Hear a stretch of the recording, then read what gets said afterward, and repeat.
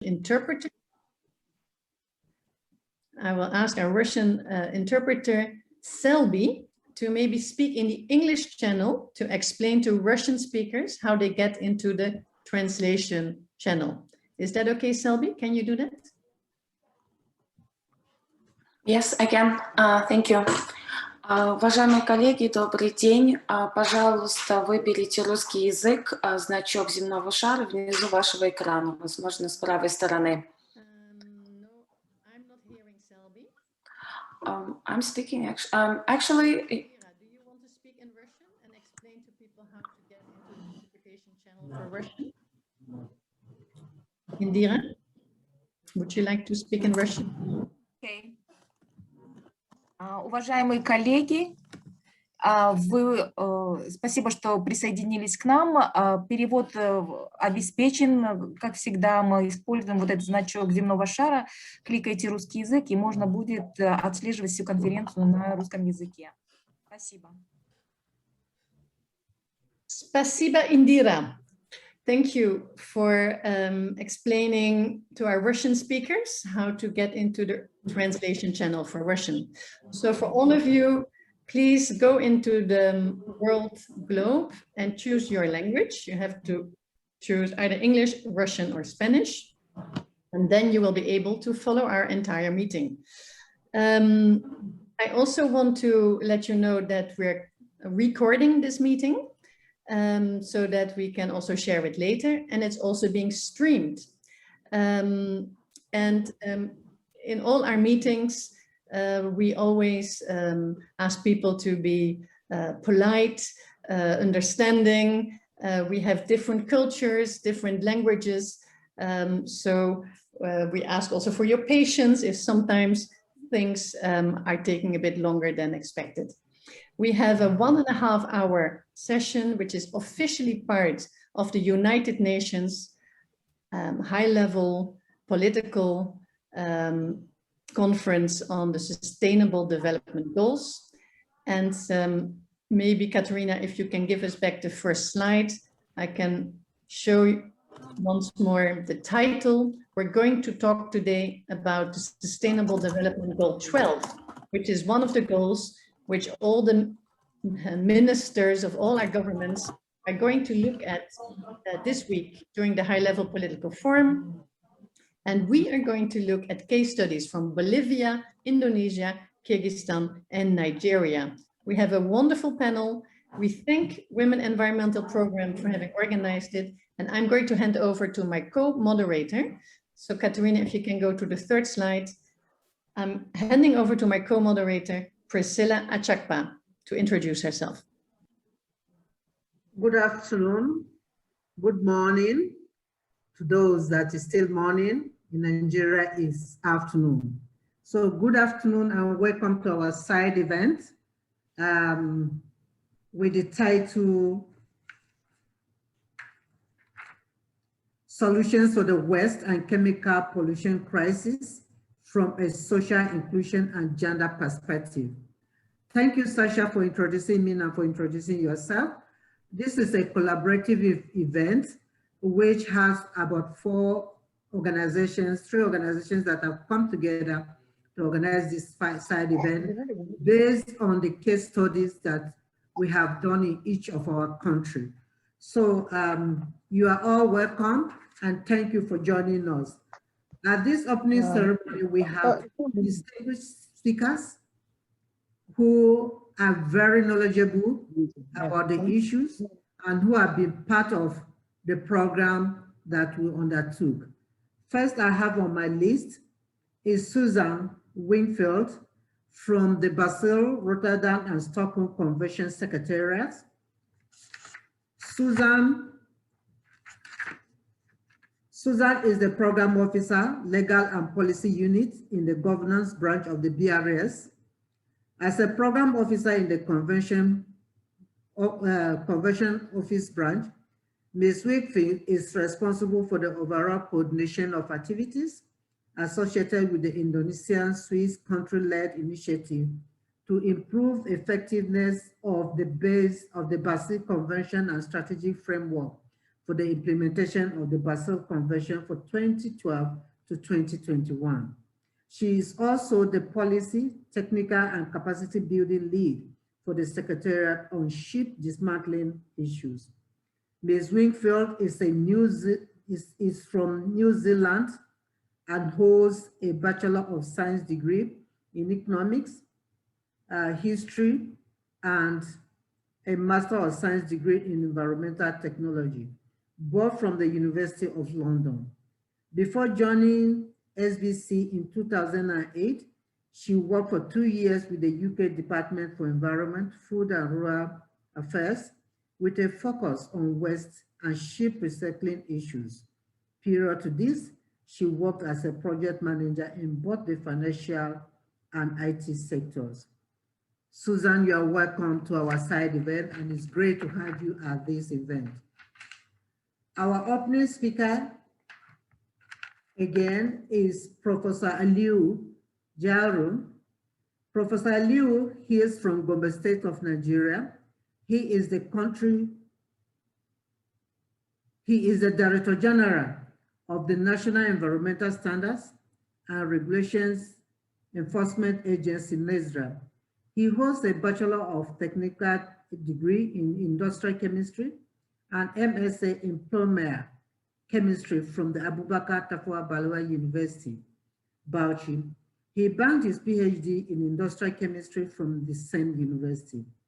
Professor Jaru joined the ATBU as a graduate assistant in 1997 and rose through the ranks to Professor of Industrial Chemistry in the year 2014. He was the Deputy Dean, School of Postgraduate Studies, ATBU, Bauchi Deputy Director / Head of Research, National Center for Petroleum Research and Development, ATBU, Bauchi. Professor Liu has to his credit over 50 publications that were featured in high-impact local and international journals. He has won the German Academic Exchange Scholarship and the European Association of Organic Geochemists in 2005. Professor Liu has been teaching industrial chemistry, polymer chemistry, and environmental chemistry at both undergraduate and postgraduate levels for the past 2 decades. He supervised more than 15 postgraduate students to completion in the area of polymer chemistry and other related fields. His recent research engagement was by the NNPC, that is Nigerian National Petroleum Company, as part of ATBU University team on environmental baseline studies and environmental impact assessment for the petroleum exploration campaign in the Bauchi-Gombe area, where oil was recently discovered in the northeast part of Nigeria. Under his leadership, NESRA is implementing, among others, the Extended Producer Responsibility Program in line with circular economy to address the perennial solid waste problems, including e-waste, plastics, waste battery, while generating wealth. He is also a fellow of the Chemical Society of Nigeria, the Institute of Chartered Chemists of Nigeria, and Waste Management Society of Nigeria. He has been a member of Polymer Institute of Nigeria for the past 12 years. And just to add that Professor Liu is a very gender-friendly person. In fact, one of the projects we're doing with NESRA is on e-waste, and he is looking at it from the component of the gender. So permit me and welcome these two very important personnel in our midst who will be giving some brief remarks to us at this occasion. Welcome to the webinar. Now I'll call on Susan Wingfield to go with her presentation. Katerina, please give the slide of Susan. Thank you. Next slide, yeah. Thank you very much. Sasha, can you confirm you can hear me and see me okay? That's yes. Great. Well, thank you very much to Sasha, and thank you, Priscilla, for the very kind introduction. And thank you to you all for joining us wherever you are in the world.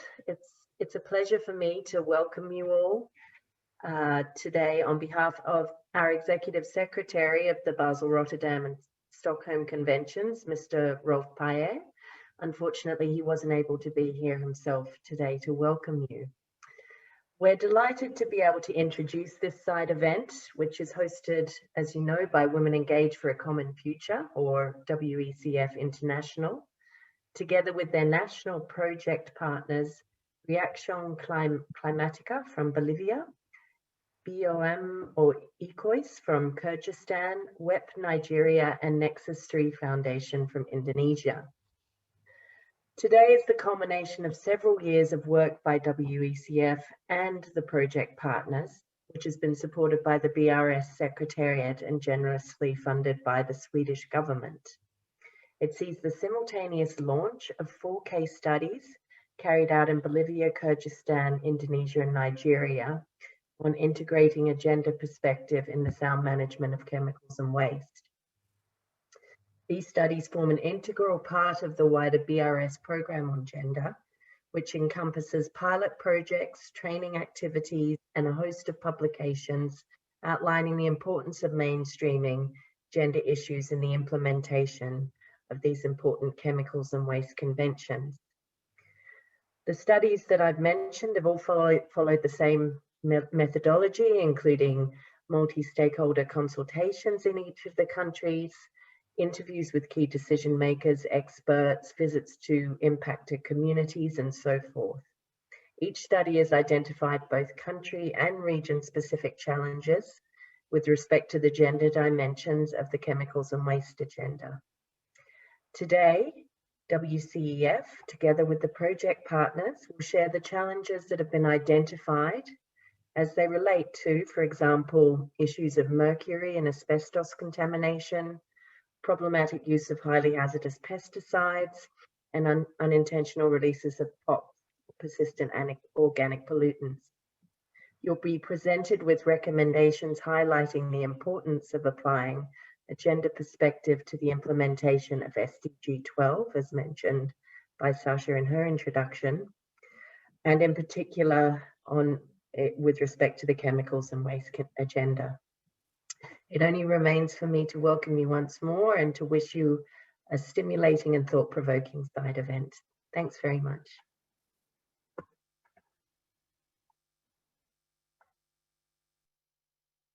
Back to Priscilla. Thank you, Susan, for that brief but very important welcome. I will now call on Professor Liu to deliver his remarks. Professor Liu, please. Okay, thank you very much.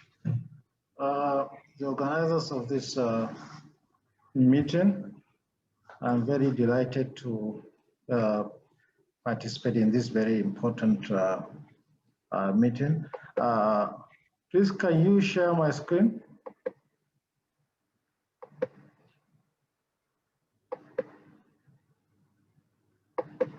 In which case, Katerina, you need to leave, and then John, you need to share. Yeah. Can you enable me to share my screen? I have some slides. Dear Professor, hold on a moment. We will try to make you a co-host right away. We just have to find you. Yeah, I found you. You're a co-host. Hold on. Okay, let me see.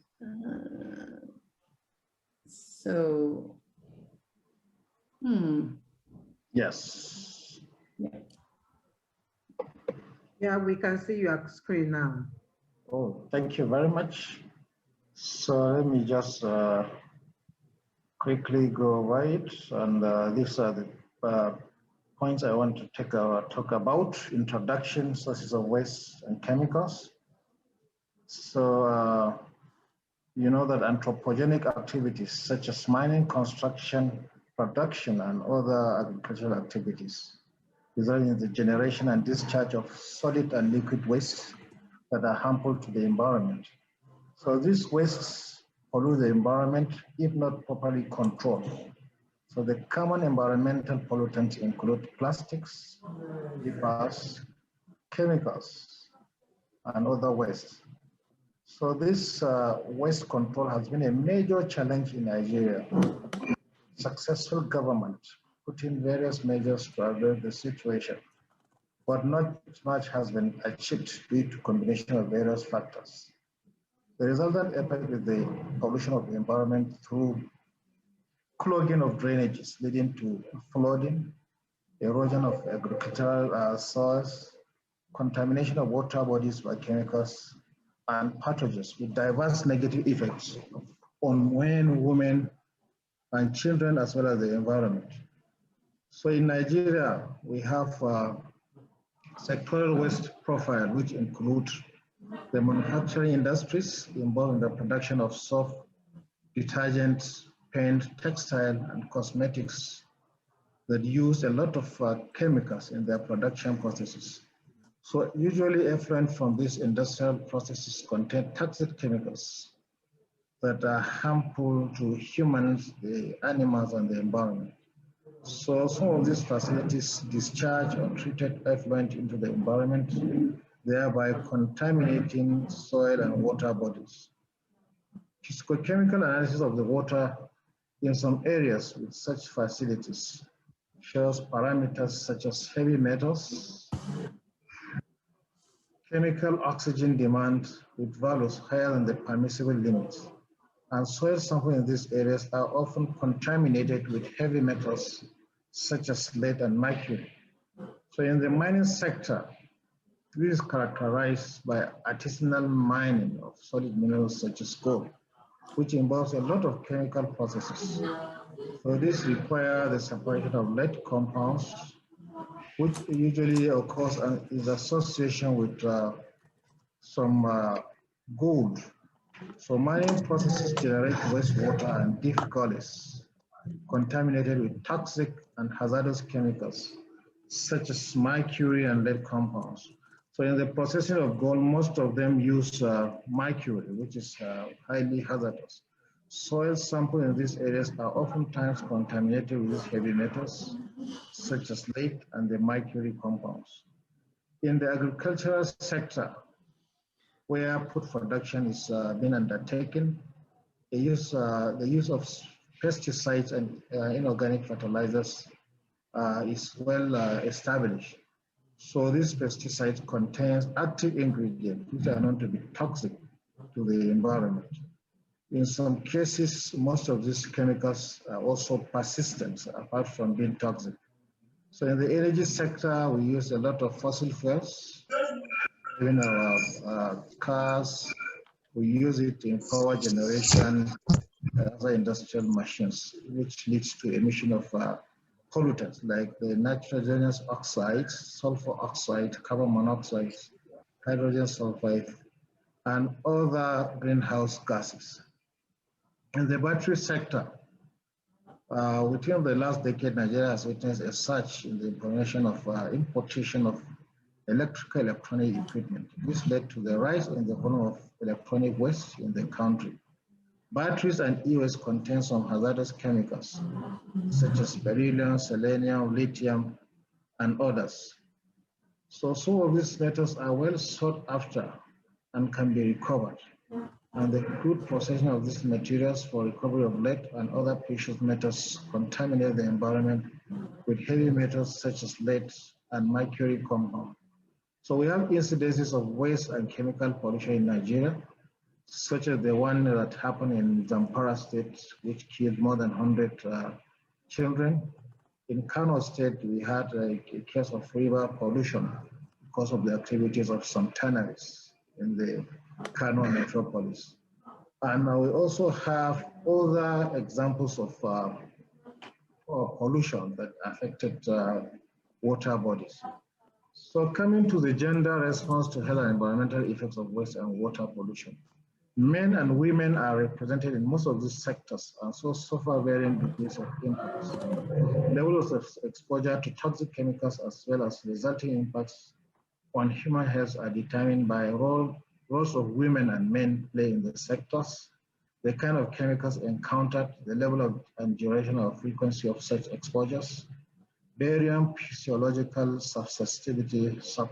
susceptibility to the effects of exposure to toxic chemicals, and biological factors, notably size, physiological, hormonal, and enzyme differences that influences susceptibility to health damage from exposure to toxic chemicals. So the effect on women especially comes from the household items. Given that women represent about 70% of the total workforce in developing countries, so they share the burden of injuries due to continuous exposure of pesticides, causing long-term effects such as cancer or damage to the reproductive system. Women usually assume responsibility for household management and sanitary condition of most industries, hence are more likely to be exposed to toxic chemicals found in cleaners, insecticide, etc. Women may be at greater risk from hazardous ingredients and chemicals contained in cosmetics and personal care products, or those used in textile processing. In the mining sector, also women are generally involved in the artisanal mining and processing of most of these precious metals and are therefore exposed to some of these chemicals. In the healthcare sector, women generally represent most of the workers, including nurses, pharmacists, where they get exposed to a lot of medical waste, with chances of getting these chemicals agents used in the medical procedures. While for men, in Nigeria, it is a sector that men can be asked to do more dangerous jobs than women, therefore increasing the likelihood of exposure to hazardous chemicals. Men also have unique vulnerabilities to chemical pollution based on their physiology. Trends showing a worldwide increase in the incidence of testicular cancer and other reproductive disorders in men in industrialized countries, which may be a pointer to chemical pollution. In agricultural communities in developing countries, men may be at higher risk of direct exposure to pesticides during application, while women may be more likely exposed during planting and harvesting. So in Nigeria, we have introduced the extended producer responsibility program to solve the permanent solid waste management in Nigeria, as captured in our national environmental policy. So the model adopted in Nigeria is the industry-driven model, and it is tailored towards promoting circular economy. So that's where the agency I'm heading is saddled with the responsibility of seeing to this program, and most of this EPR is captured in the regulations we have to do with the brown environment, which include the food and beverages and tobacco sector, sanitation and waste control, and a lot others. So the role of government in this program is it's an oversight function to ensure that everything is done correctly. As I have said, the industries are responsible for it. So presently already they have formed about 3 PROs for 3 sectors. We have the food and beverages, recycling alliance, we have the battery sector. They have also formed their PRO, and we have the e-waste sector, which have from what we call the e-waste producer responsibility organization of Nigeria.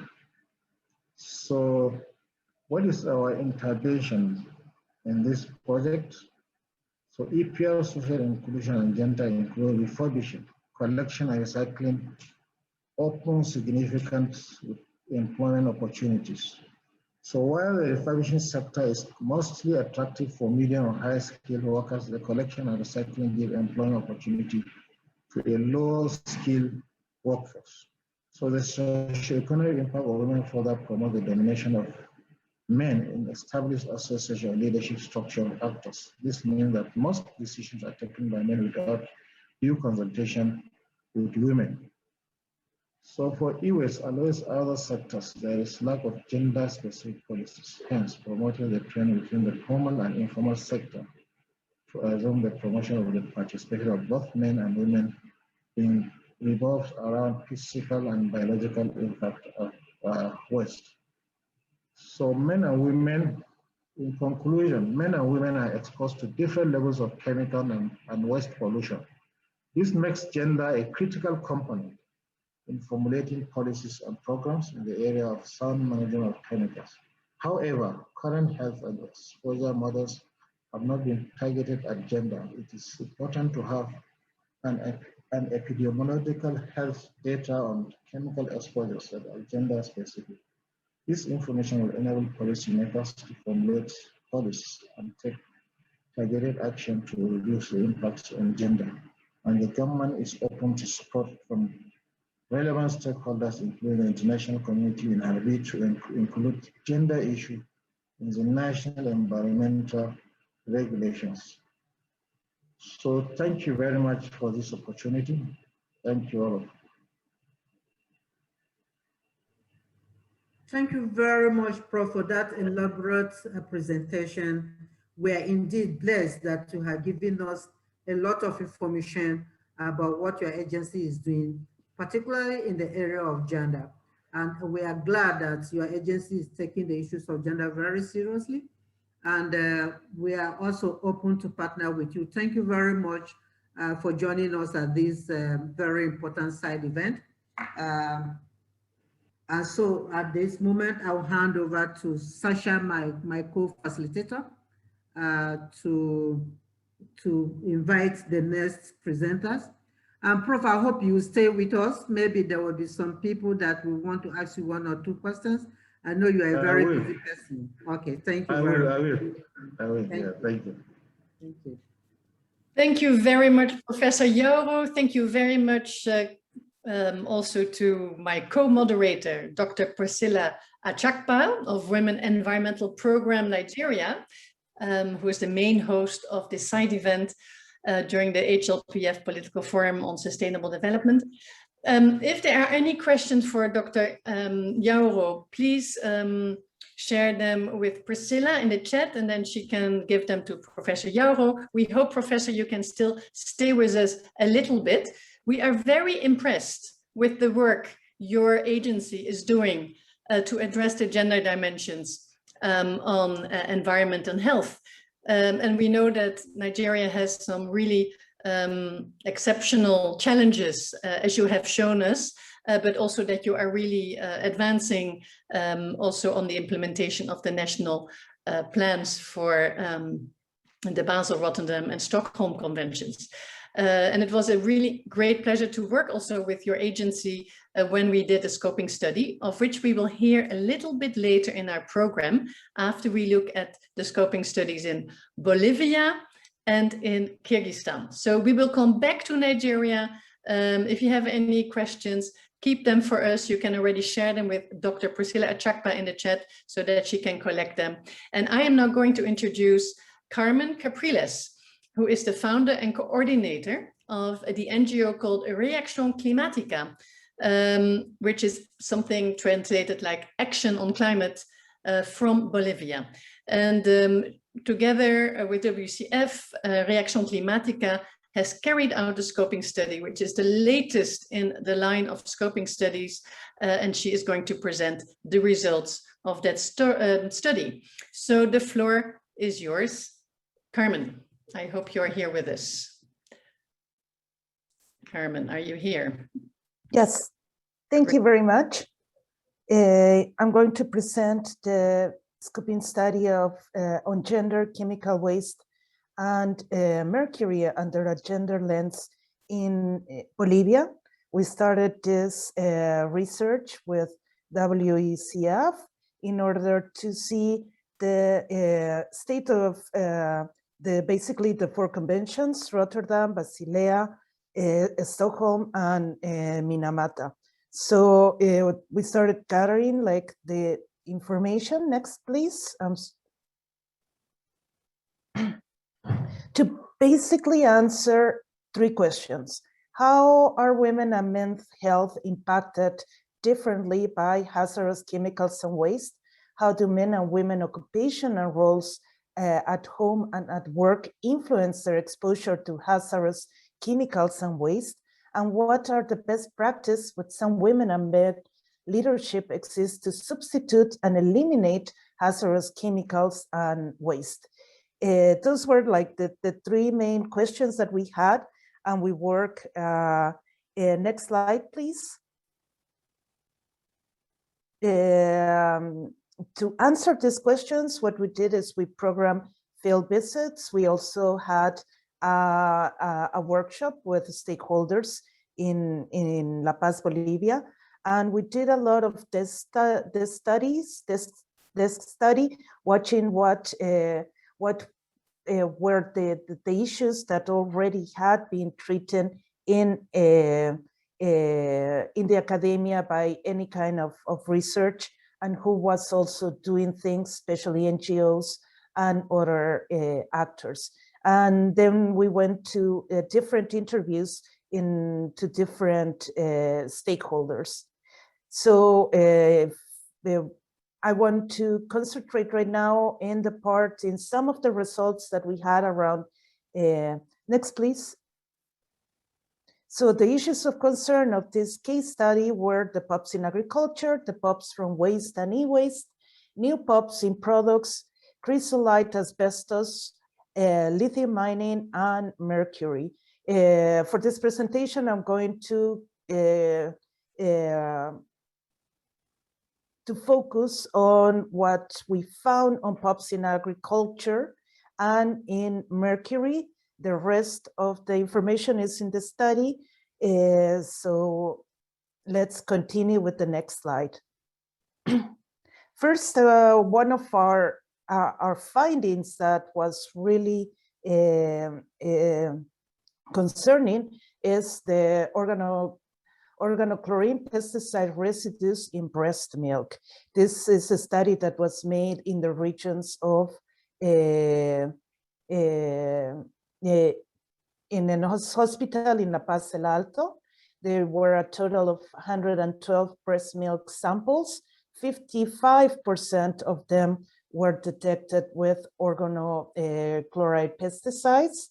So we have here some of the data, and especially this because we found that it's here dieldrin, or it's also consumed as aldrin in Bolivia, hexacarbon,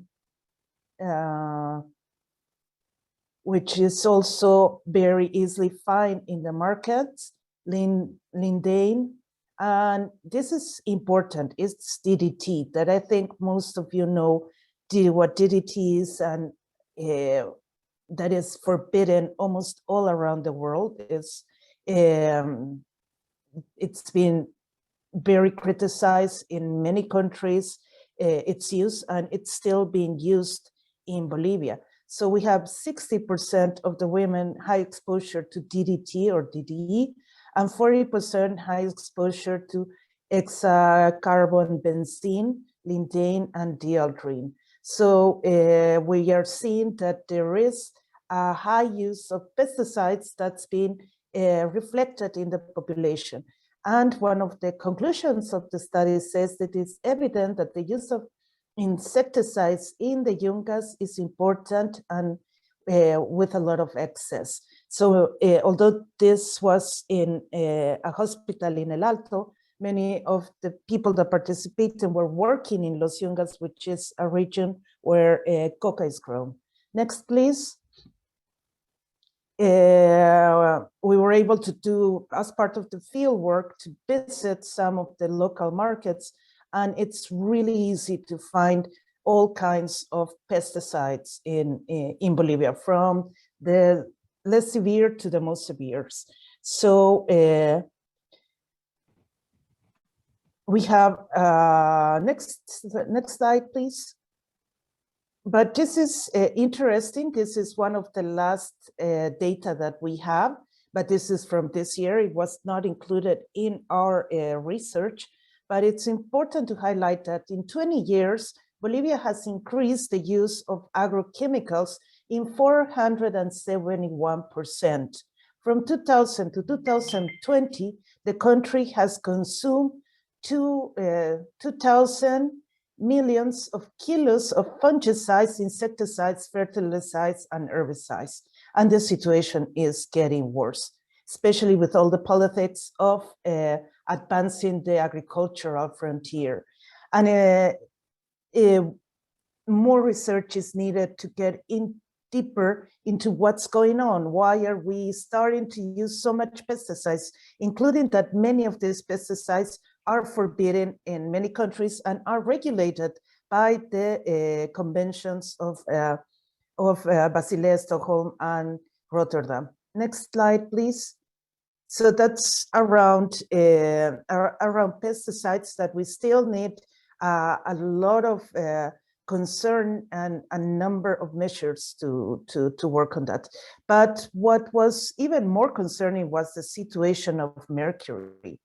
Mercury is extremely harmful for health because it causes birth defects in children. It attacks liver, it attacks heart, and it attacks the neural system. There is the Minamata Convention has the aim to phase out all mercury, and exceptions continue for mercury in artisanal small-scale gold mining. And Bolivia is a gold mining site highly polluted. And this is the example of Villa Ingenio, which is also in El Alto. And we can see how the soil is contaminated with mercury from the mining activities. And yeah, people here, the houses don't have, they still have floors they don't have like wood soils. Many of the activities are done within the houses, with the kids, with the women, and it's a situation that should not continue. Next, please. So to furthermore our study, well, what we did is field work to see the impact that this miner is having basically on the river Beni Basin, which is a river that divides two very important national protected areas. One is Madidi and the other one is, excuse me, Pilon Lajas. So we visited sites like in a first visit, Guanay, Madidi, and the region of the community of Eyiyoquibo to have the interviews with the people and to see what the situation of mining was. And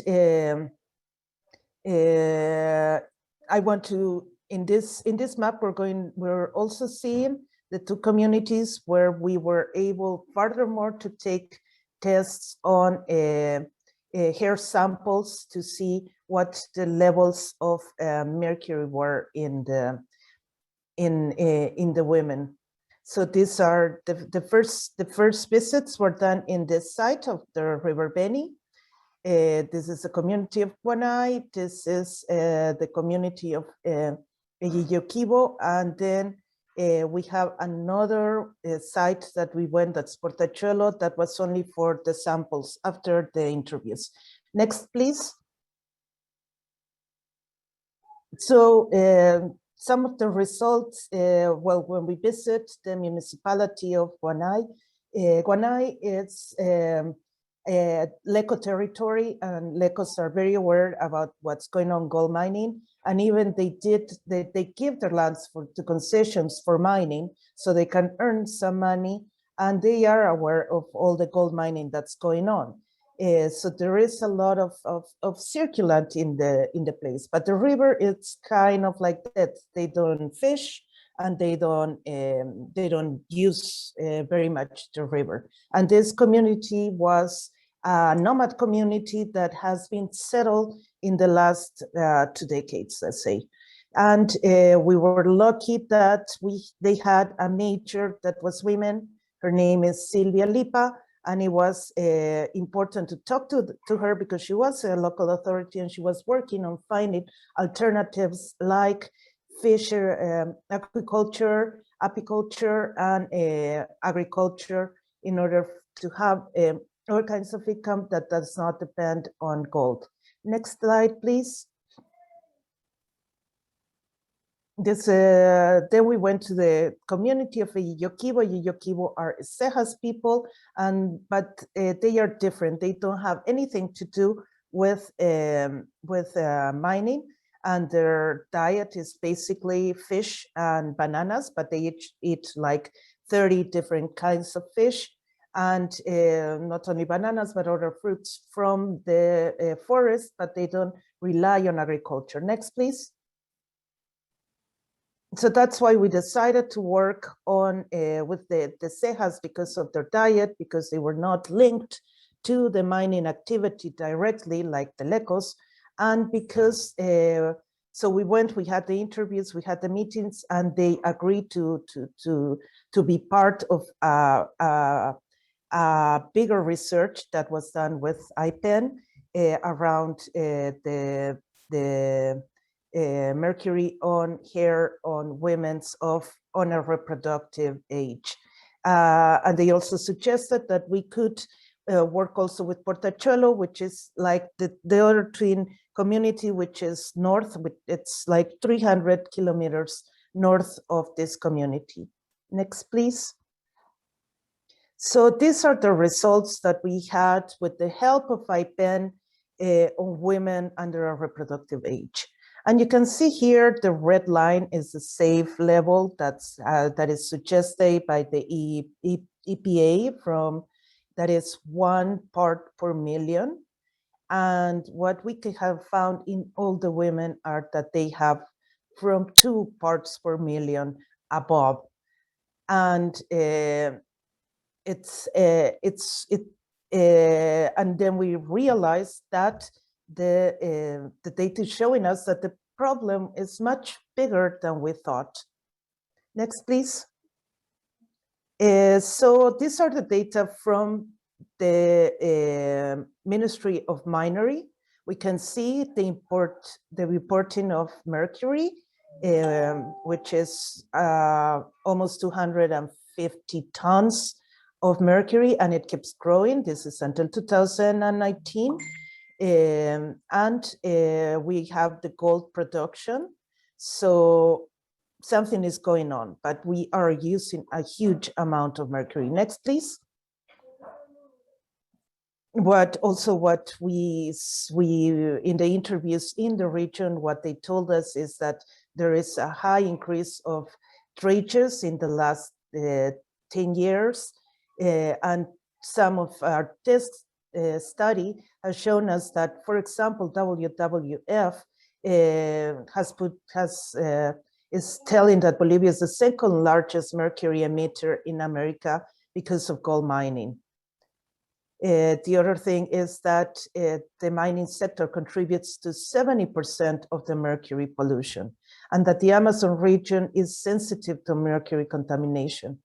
And also there are some studies that how fish have been contaminated. So it's important to acknowledge this. Next, please. Because the dredges, they send the mercury, they use the mercury, they revolve the sand beneath the river. They use the mercury to extract the gold. The mercury is consumed by different organisms and later by the fish, which is consumed by the people. And it causes very hard damages to health, like we were speaking about heart. It's a neurotoxin, it affects the brain and all the nervous system, and especially problems in fertility, and also with the next generation. So this is like the last generation we can do something for these people before we start seeing problems in babies and in newborns. Next, please. So these are the results of IPEN that are led to a bigger study. This one is for Latin America. We have Brazil here, we have Venezuela here, Colombia, and these are the data that we have from Bolivia, from a community that's not involved in mining. So it's the difference is huge, and something is going on, and something has to be done. Next, please. So some of the key recommendations are to take immediate measures to stop the import and use and support of mercury and support indigenous women in finding income in some other ways besides gold mining. More health studies are needed to look at the impact of mercury import, export, the use and the pollution,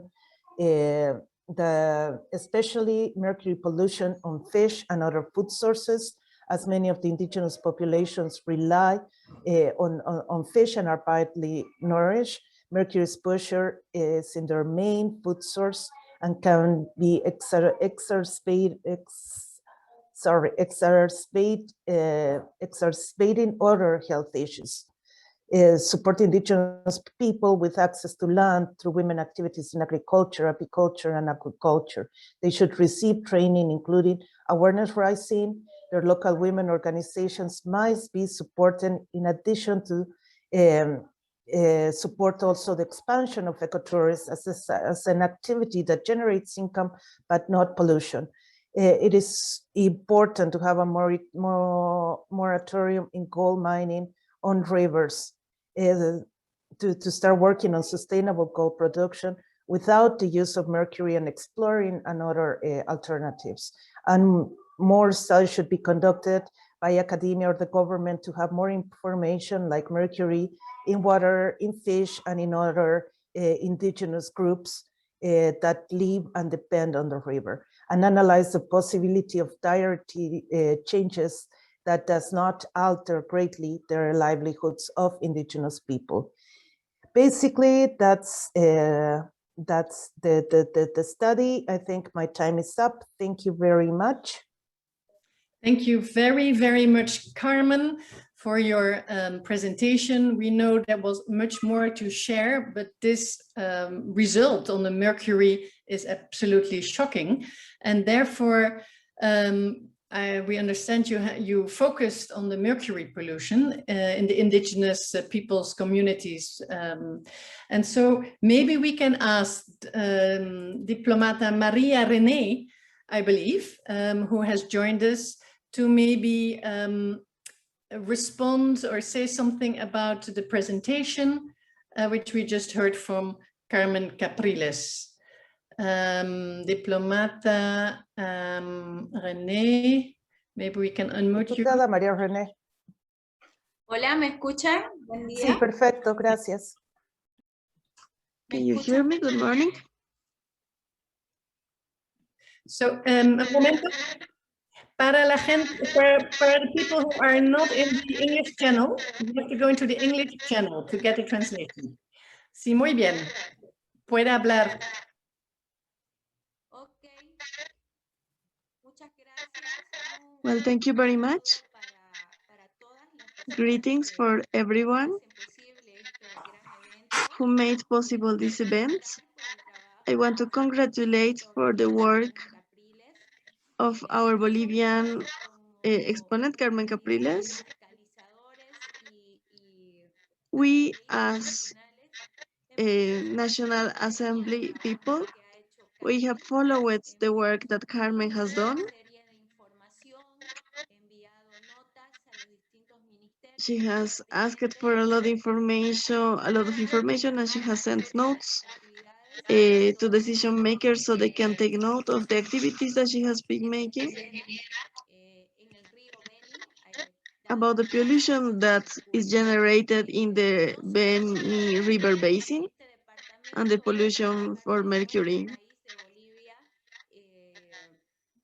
Not only in this department of Bolivia, we have this type of activities, but they are practically in the whole Amazon region and the Chiquitano region that many of you might know, because this is a very rich region in biodiversity, but has many communities affected by forest fires, illegal mining, and pollution in different rivers and lakes that are part of the river basin in the area. It is very important to inform, share information in this type of fora, about the situation that we face today in Bolivia. And we need to make a very comprehensive and delicate work to follow the situation and avoid that our environment keeps on degrading, especially protected areas, national parks, forests, flora and fauna. We need this because these are the lungs of the world. That's it from my side. I thank you and greetings to you all. Thank you, Maria René. Thank you very much, Maria René. Thank you. And indeed, you have the lungs of the world in your country, the Amazon region. It is so important. There is also a recent study of UN Environment that shows how much mercury pollution also harms the ecosystems. So it's harming people and ecosystems. So we really should take Carmen Capriles's recommendations at heart and ask our governments and the United Nations to really help phase out the use of mercury. I thank you very much for your respondent. I would like to propose that we take Sarah Brochet's short presentation, which will also link to the mercury problem in Bolivia. And while she speaks and you have some questions for Carmen, please put them in the chat and then we can take them afterwards for Carmen. So let me first give the floor to Sarah Brochet, who is the science advisor of the International Pollution Elimination Network. The floor is yours. Thank you very much, Sasha. And thank you so much, Carmen, for that interesting presentation. It really underscores how important it is to look at gender when you're assessing chemical pollution and impacts of chemical pollution. And also how important it is to also look at gender disaggregated data so that you can see different impacts on women and men, for example. So thank you very much for showing the case study. I am going to show a little bit more data for you. It's to put the Bolivian results into context, sort of results globally on mercury pollution and mercury exposure in women specifically, and also just very briefly look at the broader issue of chemicals exposure in women. Next slide, please. But first, just to let you know, if you don't know IPEN yet, it is a global network of non-profit civil society organizations in 125 countries. And the joint mission is a toxics-free future for all. And the way that we work is by linking local, regional, and global efforts to prevent harm from chemicals and waste. Next slide, please. Carmen already did a great job with describing the data from Bolivia, so I will not go into detail of that, but I do want to mention that this is part of a study in 4 countries in Latin America. So it's Brazil, Venezuela, Colombia, and Bolivia, as mentioned by Carmen as well. And all hair samples from 163 women were living in or near mining towns, but they were not engaged in mining themselves. But still, what you see there is that a majority, 59%, had hair samples with mercury levels above 1 part per million. And that's a cutoff you can use to assess when it starts becoming harmful.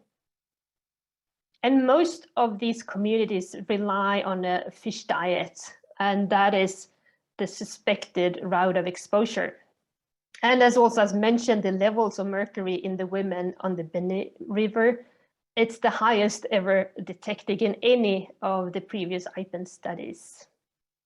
But also just to mention that the lowest levels were found in Colombia in this study, where none of the women that were surveyed ate fish, and mercury was phased out of gold mining several years ago. So the message that tells us, one of the messages is really that you can do something about this issue. Next slide, please. And the fact that the diet is so important is also emphasized in another study gathering data from small island states and nations and countries across 3 oceans. So the Caribbean, the Indian Ocean, and the Pacific Ocean, where 24 locations in 21 states were sampled, where you had almost the same ratio of women with mercury levels that were greater than this 1 ppm cutoff that we use, 58%. And these do not have any small-scale gold mining or any other obvious source of mercury pollution. So you see there how important the diet is and what happens when the fish and the diet is contaminated. And this comes from distant air emissions of mercury. It's both from small-scale gold mining, but also from coal-fired power plants and other sources. Next slide, please. And to look even broader at this, I wanted to show the map, and I put also the link to where it is so you can actually look at the details there. But just to show you that this is a global problem. In communities that primarily eat fish or seafood, you see that they have high levels of mercury in their hair. So this is truly a global problem that needs to be addressed globally under the Minamata Convention, but also, of course, in countries where mercury is already used, that needs to be phased out. Next slide, please. And broadening the scope even further, looking at chemicals and waste exposure to women even more broadly, I wanted also to highlight a report that IPEN released together in collaboration with the UN Environment Programme late last year. It's part of a JEF-funded SAICEM project, looked at what's called the SAICEM emerging policy issues. So that includes hazardous pesticides, that includes chemicals in electronics, that includes perfluorinated chemicals and lead in paint and others. So a wide range of different chemicals issues. But the conclusion of the report is really whichever chemical pollution problem you look at, there isn't a gender lens that you have to put on when you look at this. But because in many cases, the gender inequalities that exist in countries, in some countries, they also impact the chemical exposure, and they can elevate the chemical exposure. For example, you have in the electronics industry, you have a lot of young women that work there, and they have been exposed to very high levels of solvents and other hazardous chemicals that are used in electronics production. And this is actually because young women were specifically targeted as good workers for this industry. So that's a type of occupation where they dominate. And of course, this is true in a large extent to the textile industry as well. But it also relates to the level of education. Are you allowed to go to school or not? Can you read?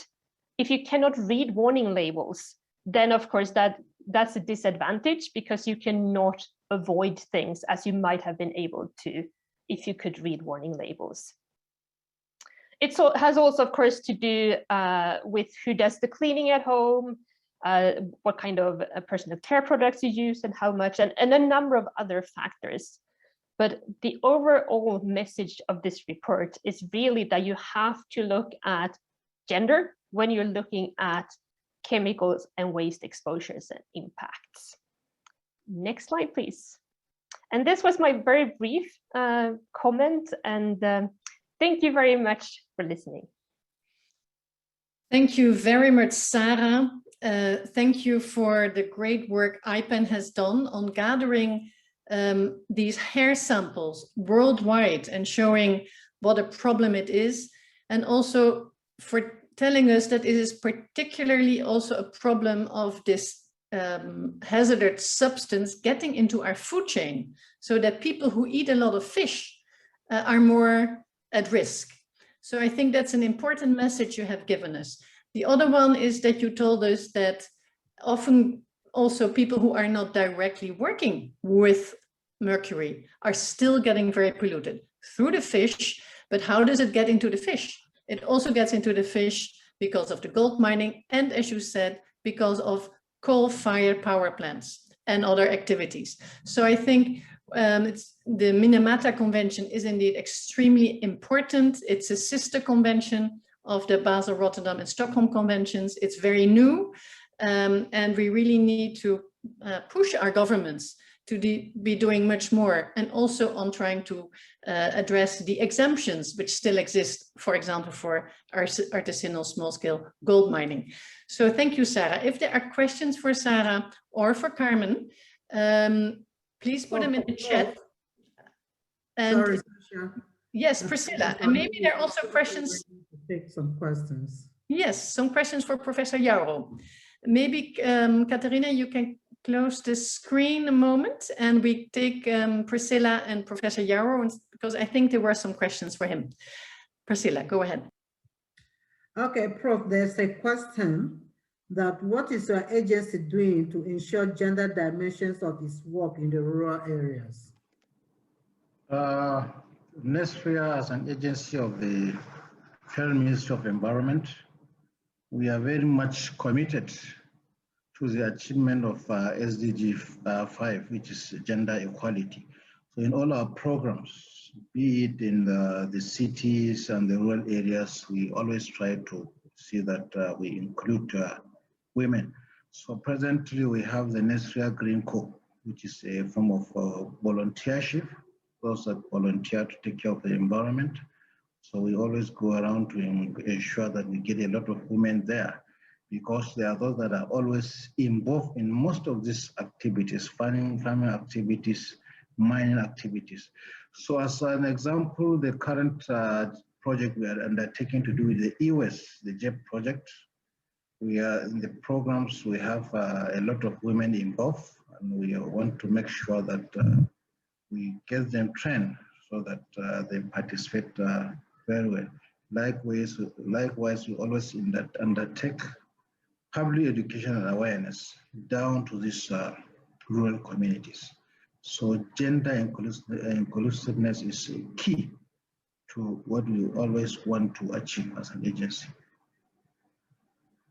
Thank you, Prof, for that response. The other question is that in terms of community culture and empowerment, what are the challenges for women from different social backgrounds, and what plans were put in place to ensure continuity?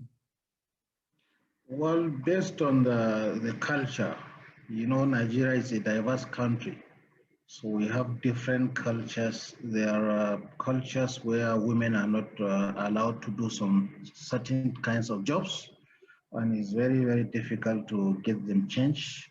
But all the same, we are doing our best. You can see a lot of women now are going into a lot of jobs now.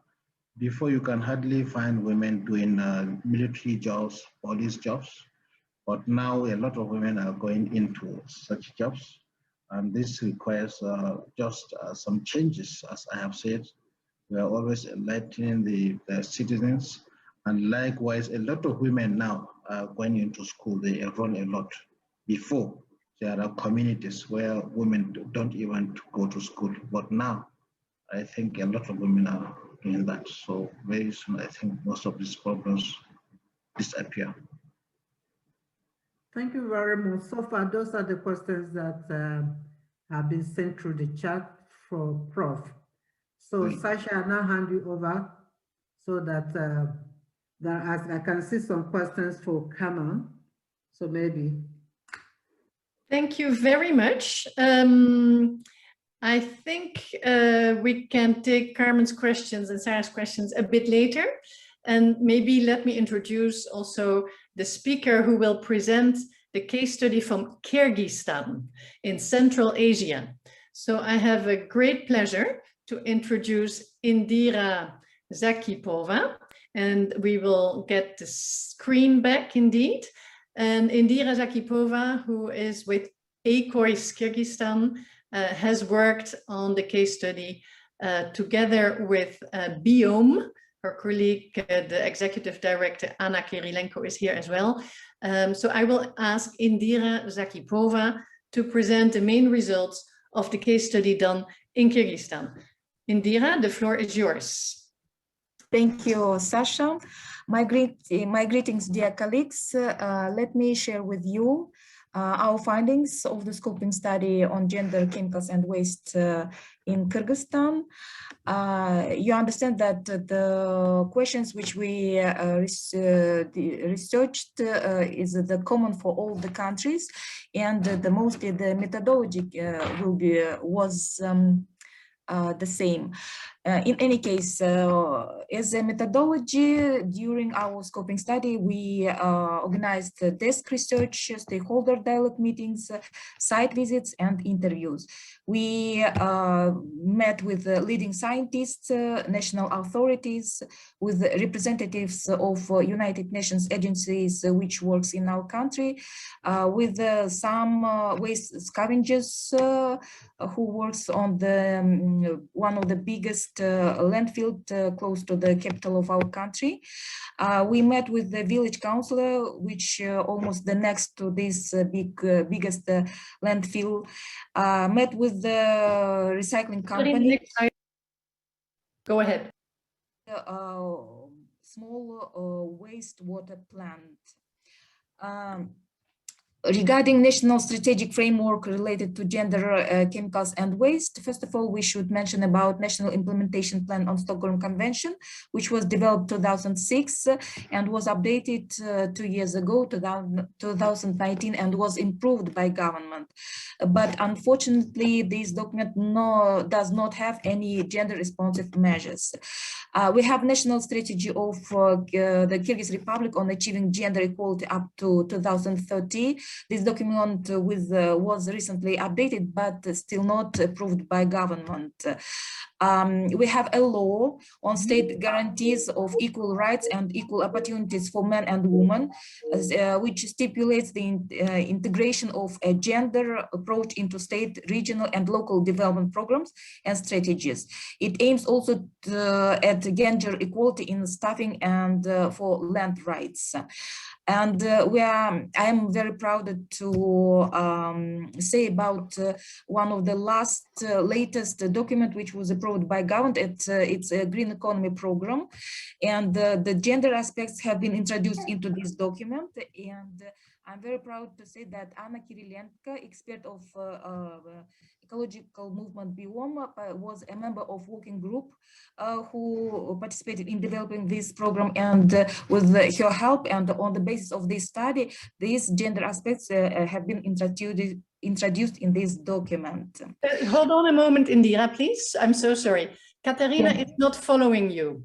You have to tell her when she needs to change the slide. She is behind with the slides. Katerina, we are well ahead. Please go to the next slide. We were here. So maybe bring us back the slide before. Here, the one before. Here. So Indira, you were talking about the policies, but we could not see your slide. Please every time tell Katerina when she needs to move the slide. Thank you. Okay. So the further, I just would like to show some pictures.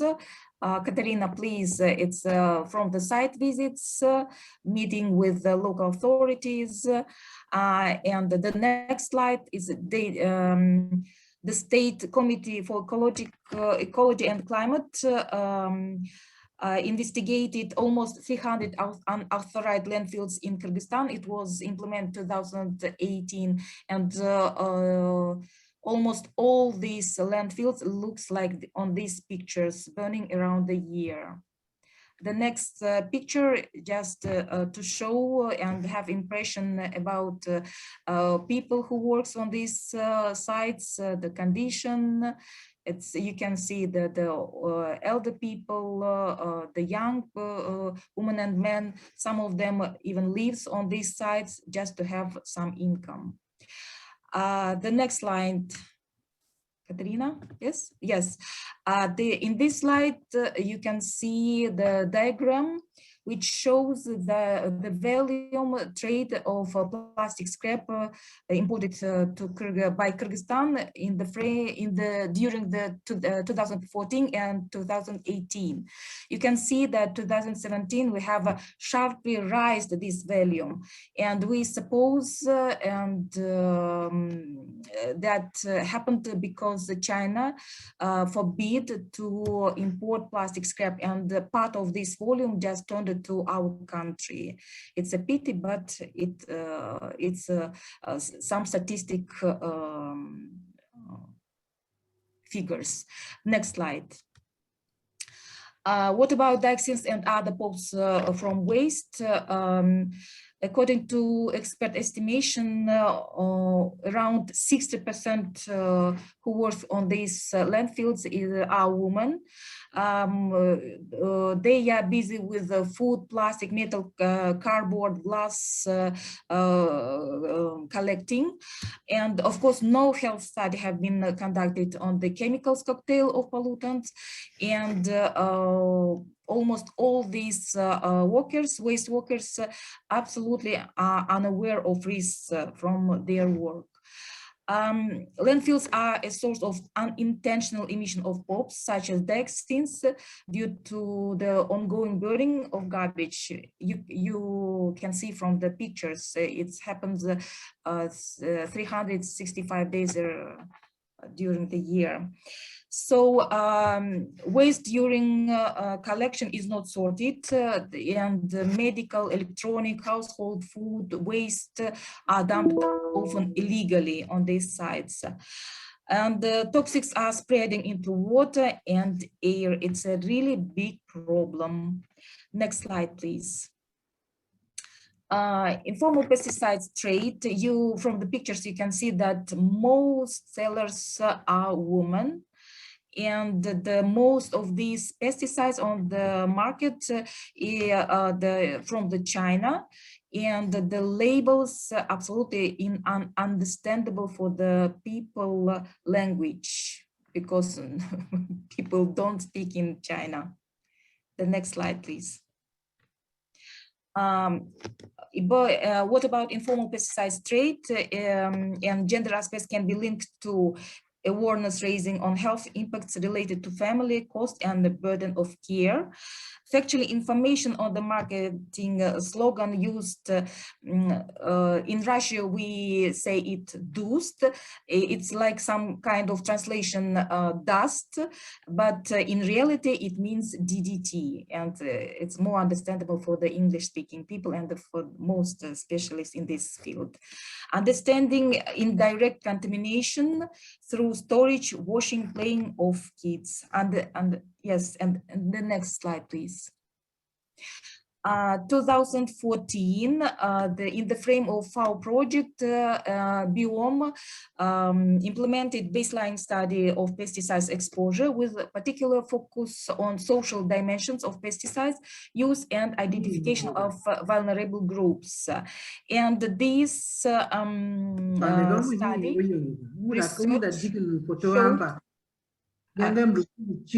posting everywhere. Sorry, Priscilla, we're hearing you. Priscilla, please mute. Sorry about that, Indira. Yeah, the floor is yours. Please continue. Yes, and this research showed that the women and children was on indirectly exposure of pesticides. You can see from all these diagrams how it happened. The next slide. What about legacy sites? We have not only POPs problem and the POP burial sites in our country, but we have mercury and uranium tailings. But because of shortage of time, I couldn't talk detailed about this problem, but just to mention and indicate that it's a really big problem for our country as well. The next slide, please. In Kyrgyzstan, we still have has an operating asbestos cement factory in Kant, and most of roofs in our country covered by these asbestos. So in Russian we call it schiffer, because it's more available. It's costs much cheaper than some modern materials.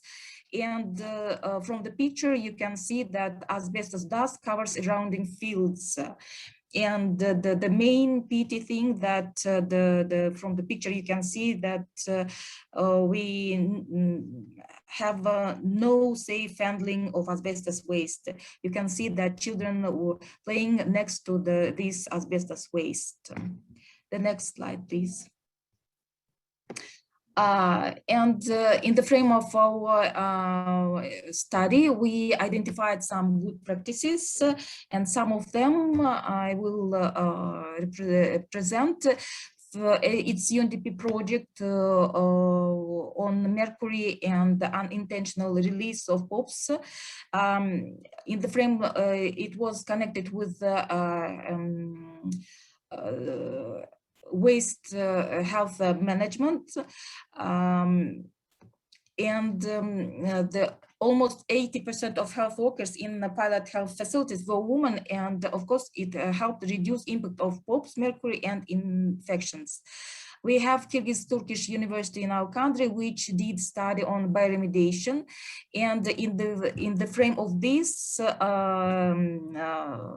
research, they selected destructive microorganisms for pesticide destruction, which could be used for bioremediation on highly polluted soils around the burial sites, and it will have positive health impact for women, men, children, and it can be used to clean up contaminated sites in villages. Ministry of Emergency Situation developed a departmental plan on gender equality and a standing commission on gender.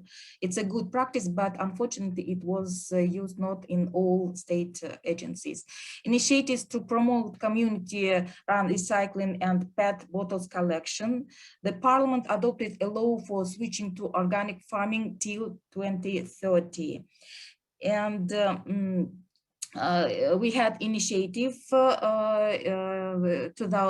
almost 2 years ago that state committee proposed a ban on single-use plastics, which was not approved, unfortunately.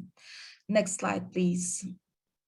As the recommendations, we recommended that the national implementation plan for Basel, Rotterdam, and Stockholm Convention should include women as actors as well as on concrete gender responsive activities. Gender disaggregated data is needed on different levels. All ministries and agencies should use gender tools, including formats for budgeting and reporting, set targets for gender balance in decision-making process. Human health is essential. Apply precautionary principles to new POPs to reduce the risk of pollutant in everyday life.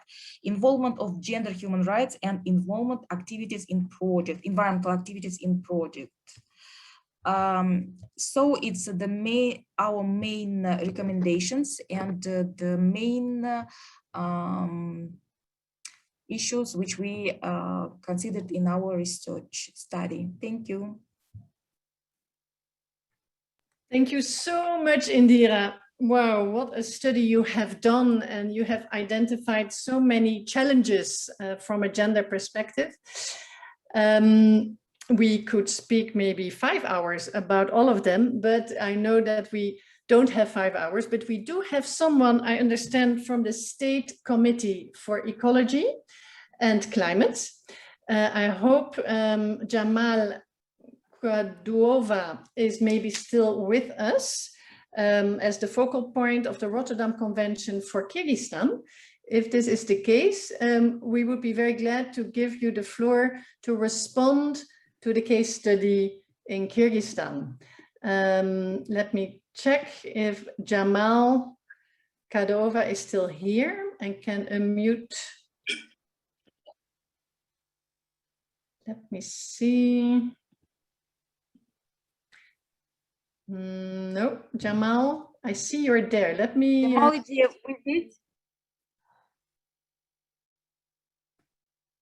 Джамал Идеев, вы здесь? Вы можете подключить микрофон и прокомментировать. Я здесь. Здравствуйте. I am here. Здравствуйте. Здравствуйте. Hello, I'm here. Please go ahead, Jamal. Do you have any comments?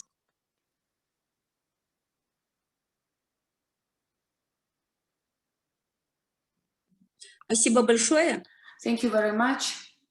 Меня зовут Джамал Кадоева. My name is Jamal Kadoeva. I represent State Committee on Environment and Climate in Kyrgyz Republic. I have a short commentary to the presentation. It is true. We lack gender disaggregated data in different strategic documents that guide the development of the country. In Kyrgyzstan, there is not enough of awareness and understanding of importance of gender aspects on a high level in decision-making circles. But however, what we have, like what has been presented, it raises big concerns around protection of health and well-being of underrepresented communities, underserved communities. I have a few commentaries to the presentation, especially based on slide where asbestos production was shown. Цемента и асбеста, они существуют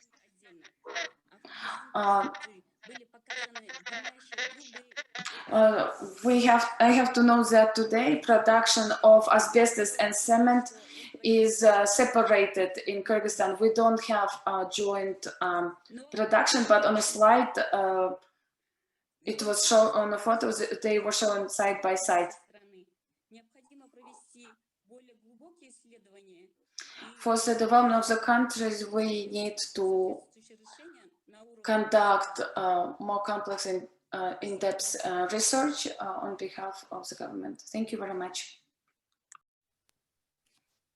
Protection of health and well-being of underrepresented communities, underserved communities. I have a few commentaries to the presentation, especially based on slide where asbestos production was shown. Цемента и асбеста, они существуют отдельно. I have to know that today production of asbestos and cement is separated in Kyrgyzstan. We don't have joint production, but on a slide, it was shown on the photos, they were shown side by side. For the development of the countries, we need to conduct more complex and in-depth research on behalf of the government. Thank you very much. Thank you very much, Jamal Kadova, for your response. Let me give the floor back to Indira. If you want to respond back to Mrs. Kadova, or if there are any other questions you have received via the chat to which you would like to respond. If you don't mind, I will respond in Russian. Sure. But we have translation, yeah. Да. Спасибо большое, Джамал Идеев. Спасибо большое, Джамал. Thank you very much, Jamal. Yes, we know the position of the government about cement and asbestos production. It was raised not a single, it was raised more than one time at the discussion of international conventions. There is a hope that government will soon join those ideas. We hope that asbestos schiffer materials will be soon stopped in terms of production and use in our country.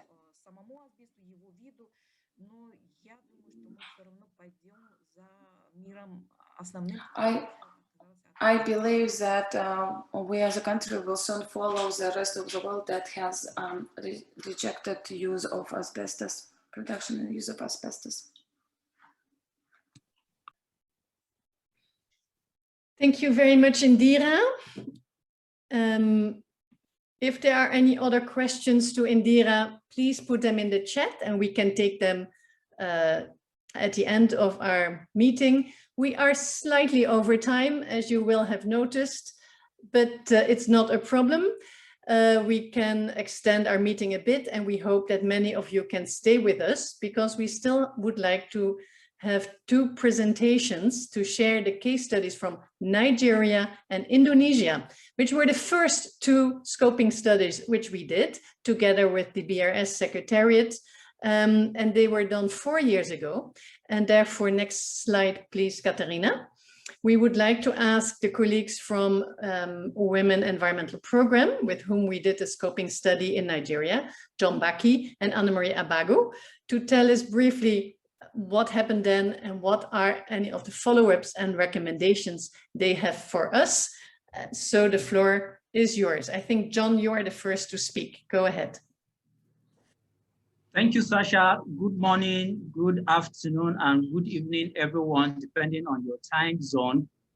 I am from Women Environmental Program, as Sasha has introduced, and briefly, we shall present the scoping studies we carried out in Nigeria, one of our projects that came out of the scoping studies, which we are promoting the use of organic fertilizers and pesticides. So next slide, please. So briefly about WEP, we are a non-governmental organization. What inspired the formation of WEP was the use of chemicals which are affected by industries in Kaduna State of Nigeria, which affected women so much that inspired the formation of this group to engage the companies to stop the usage of that chemicals which was killing people then. So we're talking about chemicals today, and it's coincidentally, this organization was formed because of the negative effects of chemicals. We have a vision of a world where we want the lives of women and youth to be positively transformed. And we work in 4 broad areas: in environment, governance, peace and security, and climate change. And in all these areas, we mainstream gender. We ensure that issues of women and youth are mainstream. Next slide. So in 2017, WEP, in collaboration with Women Engaged for a Common Future, carried out a scoping study, and that scoping study resulted into a report and a documentary which is online, which you will watch a little of the documentary and can later watch it at your own pleasure. So in Nigeria, we visited so many places to interact with farmers, to speak with people who are involved, people and women who are involved in the issues of chemicals and how that has affected them. And with the information we got, a documentary was produced, which I would like us to view for a few seconds or minutes before we continue. Katarina, can you play the documentary, please?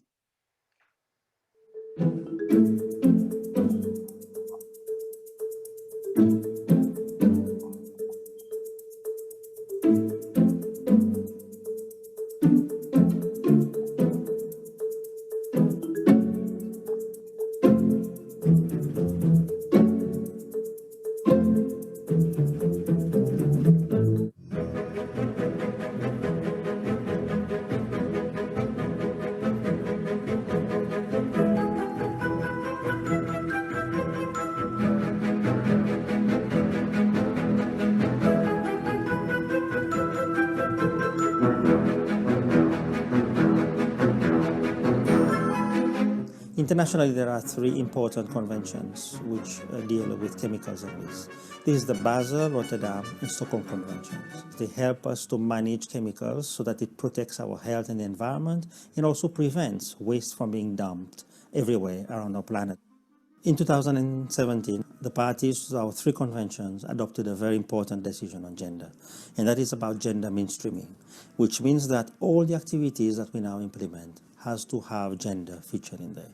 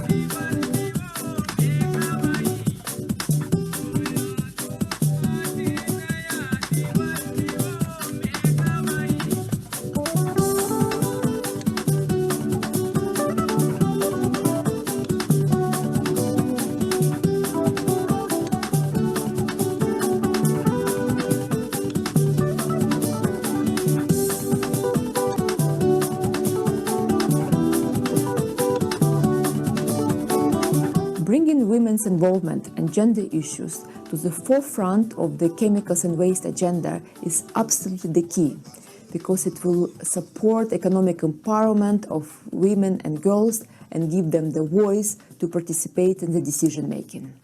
Together, we are stronger to detoxify the world from harmful substances and waste for our future generations.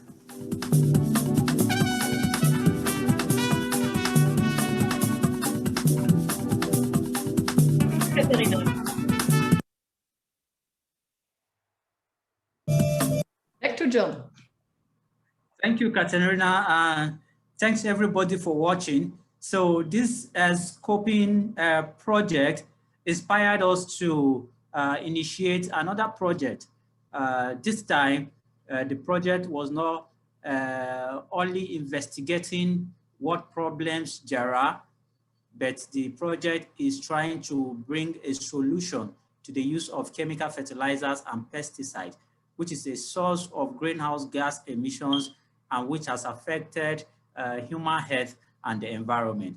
I now hand over to my colleague, Anne-Marie Abagu, to continue from here.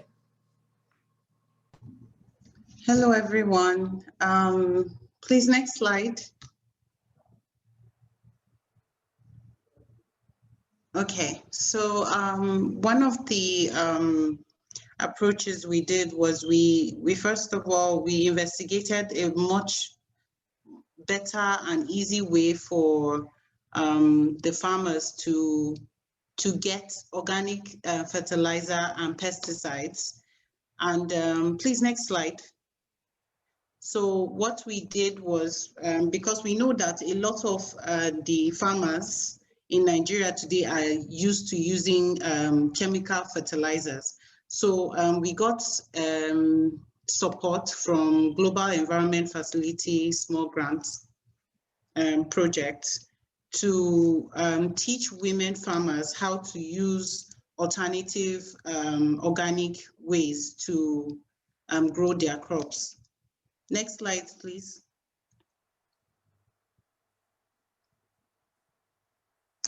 Next slide.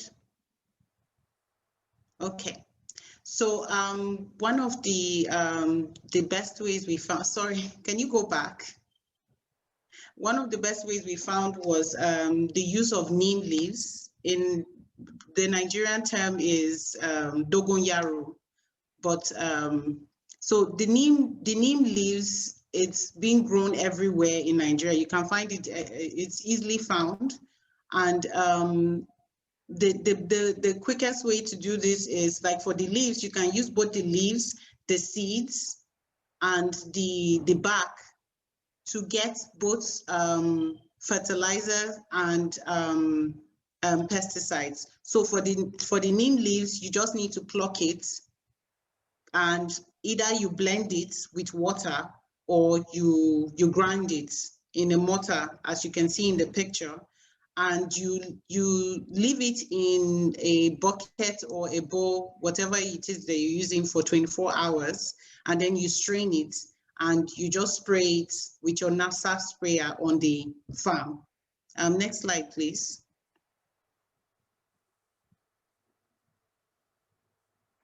Next slide. Okay, so remember I said the neem leaves, you can use either the neem leaves, the seeds, and the bark. So for this picture, we can see that we can extract oil from the neem seeds. And the best way to do this is, once you pluck the seeds from the tree, you dry it, which is the second picture. You dry it. When it's dried, then you can either use food processor or you can pound it into a powder form. And then there are two ways to extract oil. Either you steam the powder, that you boil hot water, and then you put the already blended neem seeds, you put it over the hot water so that the oil can be extracted, and then you squeeze out the oil. Or you can stir fry it in a pan, and the oil will be extracted that way. Now, it doesn't mean that the cake from the oil, once you get you don't dispose of it. You can still use it and spray it on your farm produce.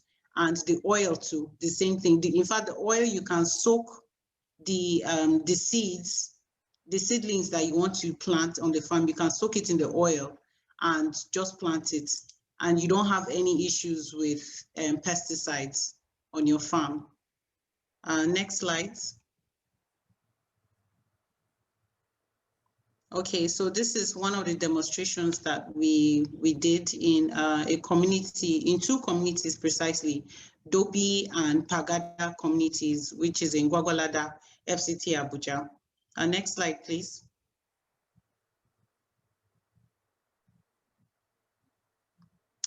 Next slide. Next slide again. So this training that we trained the community members, we also decided we divided them in different groups so that they can practice with their farms, because most of them were very adamant to try this method. So one of the ways that we told them was that it's actually cheaper. They don't have to spend so much money in buying the fertilizers or the pesticides, and they have it everywhere in their communities. And plus, the chemical fertilizers and pesticides that they use is way more expensive. Like, they can spend as much as, let's say in dollars, they can spend as much as $50 to $100 just to purchase just one chemical fertilizer. So imagine purchasing in hundreds or thousands just for maybe a hectare of land or two. Next slide, please. We also educated them on the health, the health repercussions of using chemical fertilizers, because most of them have breathing issues, and even for the women, the mortality rate too. Next slide, please. These are just pictures demonstrating. Okay. So one of the we came up with some recommendations, both to the government, private sectors, and CSOs and individuals as well. So one of the recommendations is that government should establish organic fertilizer processing plants. There is a research institute already in Nigeria, but that's in Katsina State. I think they're getting their funding from a private company, so which goes to our next recommendation, that private sectors should also be encouraged through grants and loan to adopt farm inputs in their production. Then for government and CSOs should also train local communities on the hazards, on adopting agricultural practices. And as individuals, we should also learn and be aware of the dangers of using chemical fertilizers and pesticides in our farms. And we should also try to create awareness to other people around us as well. Thank you. Thank you very much, Anna Maria Bago and John Baki. I will now pass back the moderation to Priscilla, Dr. Priscilla Achakpa, to also take some questions for this last presentation and to introduce also our next speaker. Thank you very much, Priscilla. The floor is yours. Thank you very much, Sasha. Thank you, John and Anne, for that beautiful presentation. Indeed, the documentary, I never get tired of watching it, though the longer version, because the more I see, the more we get inspired on doing something on chemicals. So at this point, I don't know if there's anyone that has some questions for Anne and John, and that they want to ask or they want to put it in the chat. If there is none, I'll go ahead to introduce our next speaker. Our next speaker, incidentally, will work on the first documentary, which was about 4 years ago, which has just been shown now. Yun Ismawati is the senior advisor and co-founder of Nurses Tree Foundation in Indonesia. Yun has been a very good partner with WEP, and of course, with all of us that are, the three of us that are hosting this event, we have worked extensively at one point or the other on issues of gender and chemicals, but also waste management. So I will now call on Yun to respond regarding the study in Indonesia, because they were the first two countries that we did the study, Nigeria and Indonesia. So you can respond about Indonesia, but you can also chip in a word on what we did in Nigeria, if you think it's necessary. Thank you and welcome. Thank you, Priscilla. Hello, good afternoon, good morning, everyone. I would like to share just briefly the updates from Indonesia since we finished our study back in 2018. And indeed, during that period of time, it was interesting to compare Nigeria and Indonesian situation regarding gender and chemicals. One thing that I remember clearly is the issue of mercury in artisanal small-scale gold mining, which is also happening and taking place in Nigeria. And it's not only mercury, but also lead found in the ore in Zamfara, if I'm not mistaken, and how the treatment and the medication to reduce the body burden in children especially is very challenging. And I also remember that during our study in Indonesia, Nigeria, we also found the PCB contaminated oil used by women for cooking. And we hope that the situation is now reducing. So for Indonesia, our study identified several issues and some recommendations which we conveyed to the Indonesian government.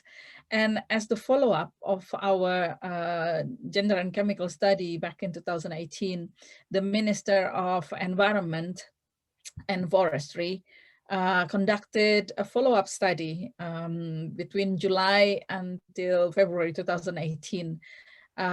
We were lucky that they asked us to conduct this study. So the focus of that study, because this is the first in Indonesia, this kind of study looking at hazardous waste. So the scoping or the study looking at a couple of sectors, priority sectors, namely e-waste sector, and then medical waste, incinerator operations, asbestos issues, and textiles industry issues. From that study, we also learned that the data, segregated data, gender segregated data is not available. So it's not easy to find the situation on the ground. Also, very limited studies showing the different impacts of chemicals and waste on women and men. So the recommendations of the study, we included the several points as follows, that annual report on gender and chemicals should be developed by various ministers, but it will be better if it's coordinated.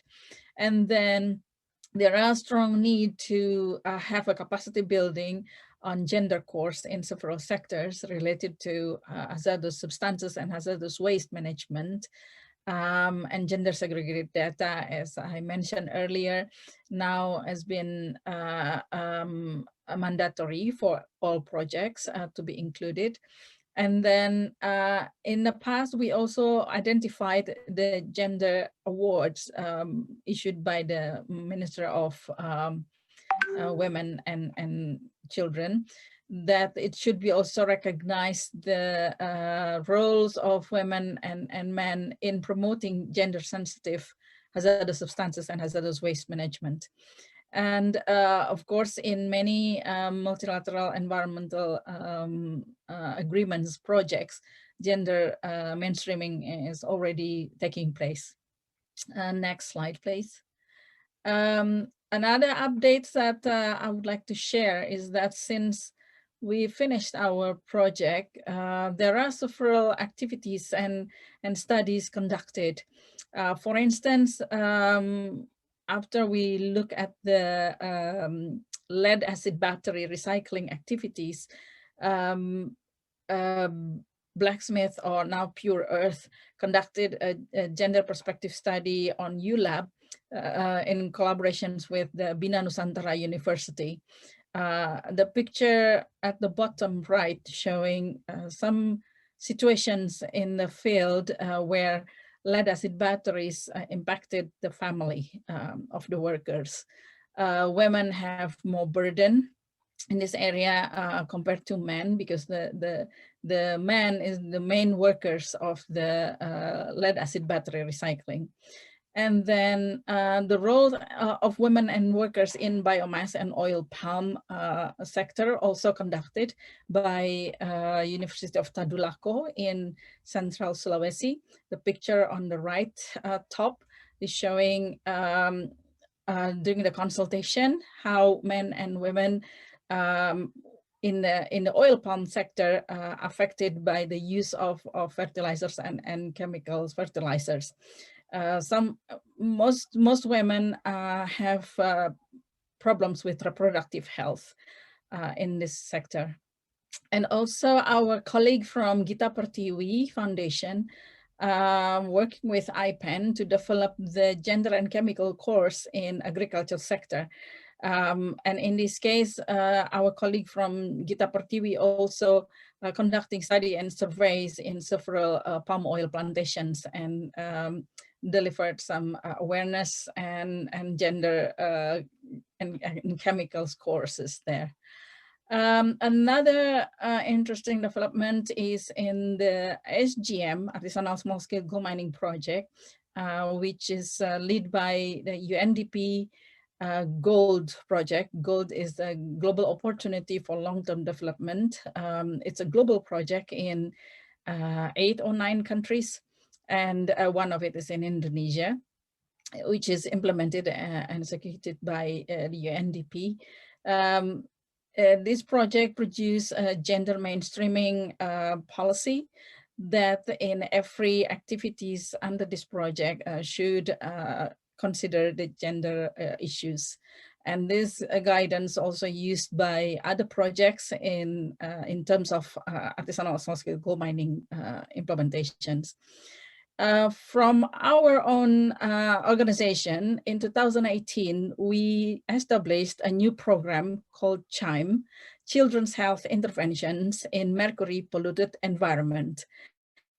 We developed this program after we visited several hotspots, mercury hotspots that need help and assistance to empower health workers, teachers, and mothers in artisanal small-scale gold mining hotspots to understand how to take care of their children. And some children also need health interventions, medical interventions, which we help in terms of facilitating the transportations and then looking for the right doctors and medications. And we also have some workshops for teachers and health workers to identify symptoms of mercury poisoning, and also for teachers how to identify children with different abilities and different needs in their schools. As you know, that many artisanal small-scale gold mining sites are located in remote areas, and it's not easy for them to get health services.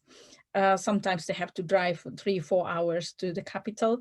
So it's very important to empower the local stakeholders to understand the impact of mercury. And we, in early 2020, we also introduced this concept, the program CHIME, to Kenya, Tanzania, and colleagues in Ethiopia.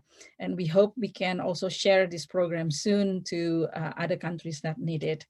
And lastly, there is a study just issued this month to show the correlations between air pollution in terms of particulate matter 2.5 and its impact on blood pressures on women. It shows that many women are actually affected by the pollutions, and women who live in polluted areas have higher blood pressures than men, and compared to women who live in non-polluted areas. So we hope that triggered by this study back in 2017, 2018, we hope that the gender and chemicals in Indonesia also will be growing, and more stakeholders involved in this perspective of gender and chemicals, and also more policies will be issued and gender friendly. That's all from me. For further communications, you can find my email in the chat box and also in the cover of my presentation. Thank you, Priscilla. Back to you.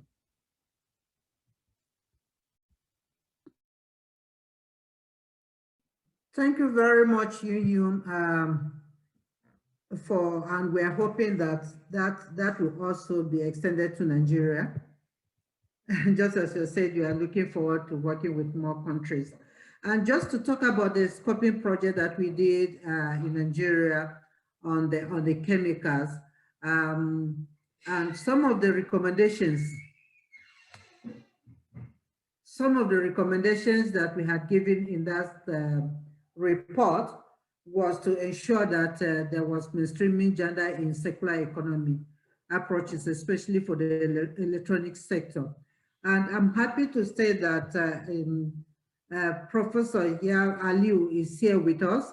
We have a project on that now, which has looked at how to incorporate and strengthen gender elements to ensure gender balance throughout, to provide technical advice, and to also ensure that the issues of gender is very much incorporated when it comes to the issues of circular economy.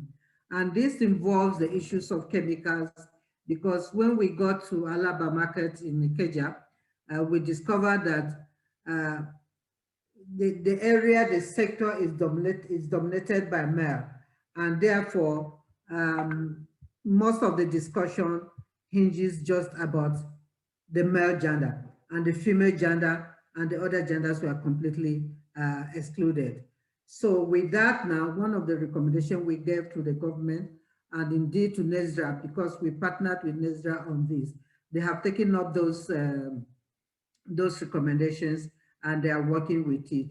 Indeed, I'm just happy to tell you that Nigeria now has a policy on plastic waste management.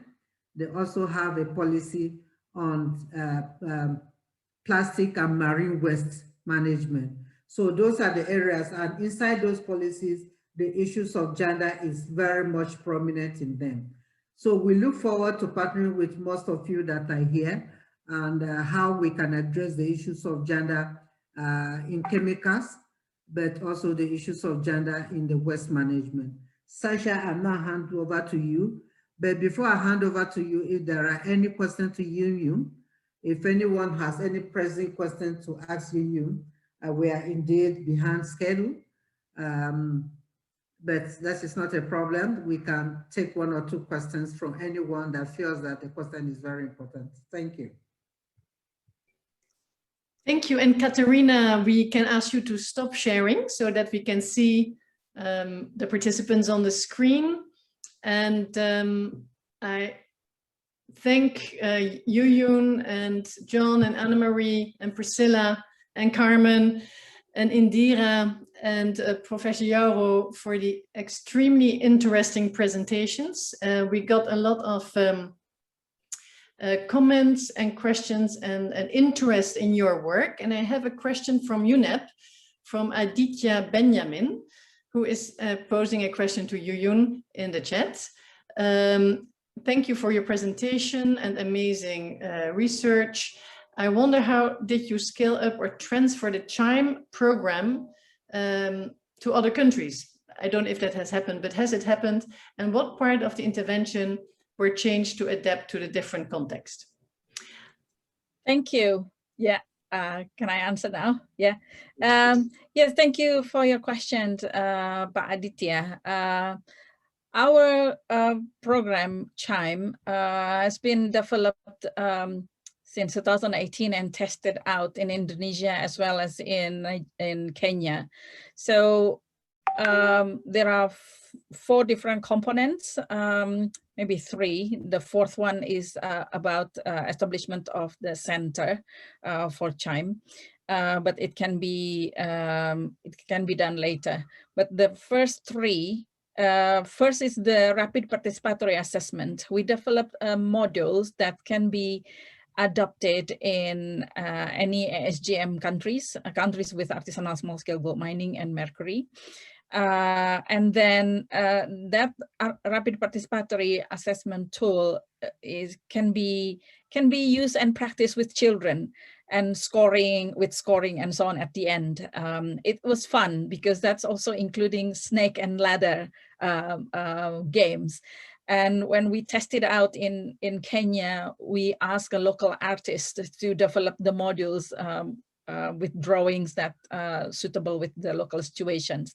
And then the second modules is for teachers to identify children with special needs or different abilities. That is general modules that can be used in any settings, especially for preliminary schools. And again, for the other countries, we ask the local artists also to develop drawings that's suitable with the local situations. But basically, the topics are general, and it can be used in many countries. And the third one is the modules for health workers.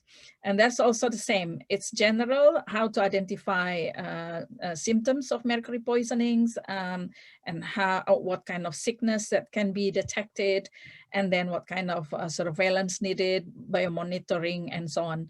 And that can be also adopted in many countries, because we use references from the WHO and then from Minamata Convention and from several papers that have already used in the human biomonitoring method. I can share the link later if you need it, or send you via email. Thank you. Yes, thank you so much, Yuyun, and thank you for your question. Aditya will be happy to put you in contact with Yuyun. Maybe I can ask my colleague Bistra to share her email address for people who want to be put in contact with each other. And I think what is really amazing about the work you have all been doing, Priscilla, John, Yuyun, Anna-Marie, Carmen, is that it's really about Indira. It's really about what are the solutions for the people living with this pollution, and how can you develop alternative livelihoods, alternative income, immediately help with changes, but without having to completely leave the country or the place where you're living. Like Carmen, I think it's very important that you said it's not that we have to find a way for the indigenous communities to live in a healthy environment. There needs to be a way and support from the government so that they can have healthy foods if the main problem is the pollution of the fish, while at the same time, of course, you need to try and stop the mercury pollution.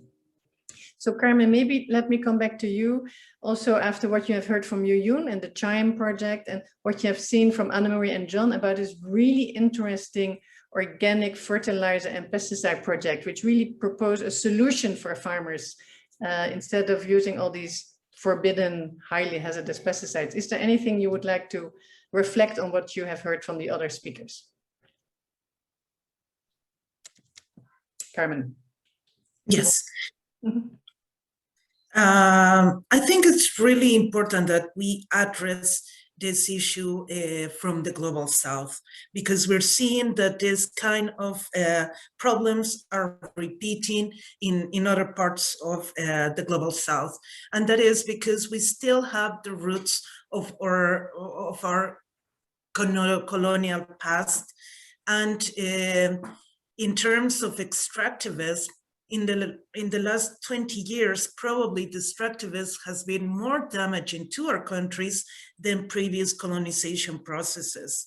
So it's in terms of extraction, not cultural, not getting into cultural issues. So what's going on is definitely really bad for the environment, and the fact that over-exploitation is happening with so much resources, natural resources, many of them that are not renewable, it's going to have the repercussion in the next years. So that's something that we have to acknowledge and be ready for what's going to happen next.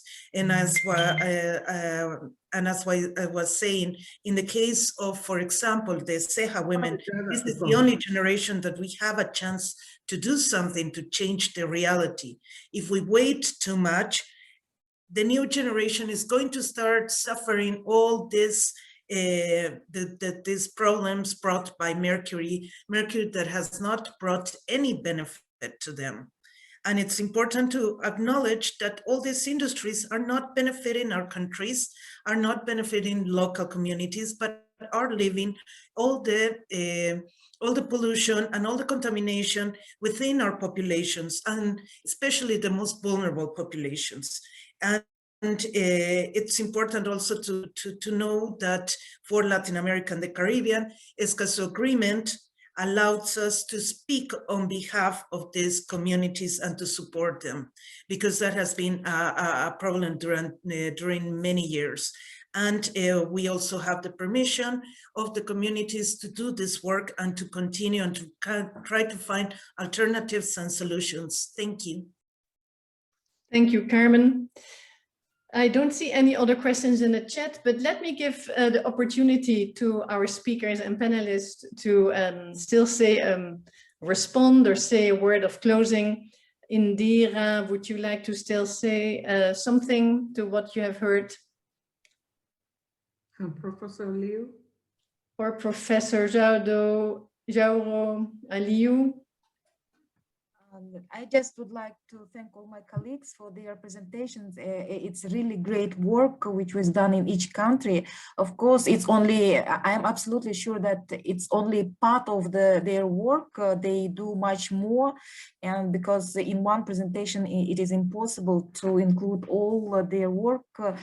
it's the same. What about, I mean, my presentation?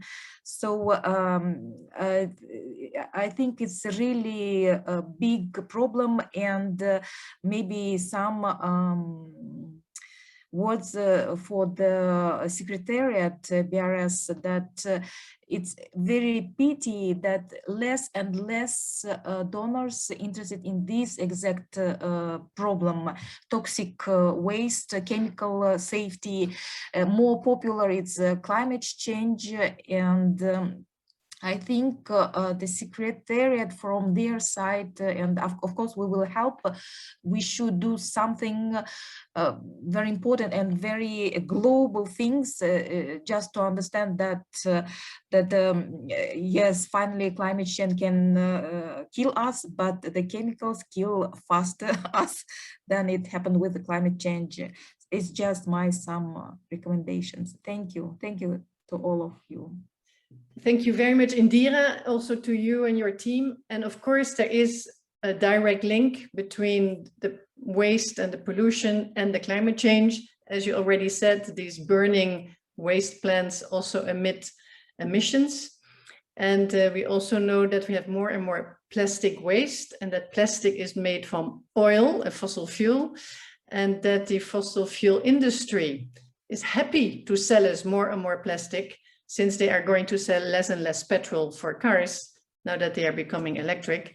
So there is a direct link, and we need indeed to get also the climate funds to invest in the waste and chemicals problem, and to invest in the solutions. And I think that was really also very interesting to hear from your presentation, Indira, that your parliament has passed a decision to move your country to organic farming, but that the alternatives are lacking and that the farmers are not yet ready to do so.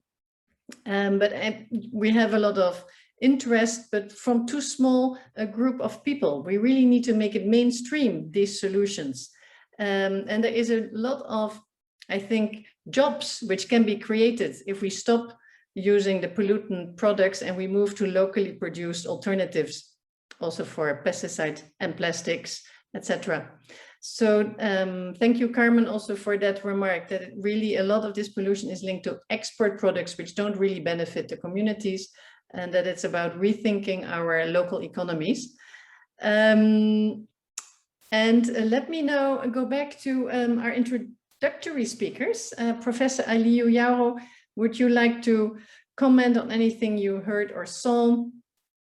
What do you think of the alternatives presented, also on the organic pesticides or fertilizers? I don't know if you're still able to take the floor. If not, it's also not a problem. We can ask if there's any other speakers. I can ask my co-moderator, Priscilla, if you have a few takeaways for us before we close the meeting.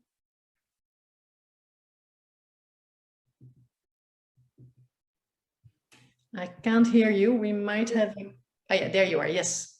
Yes, thank you very much, Sasha. For me, the takeaway from this meeting is that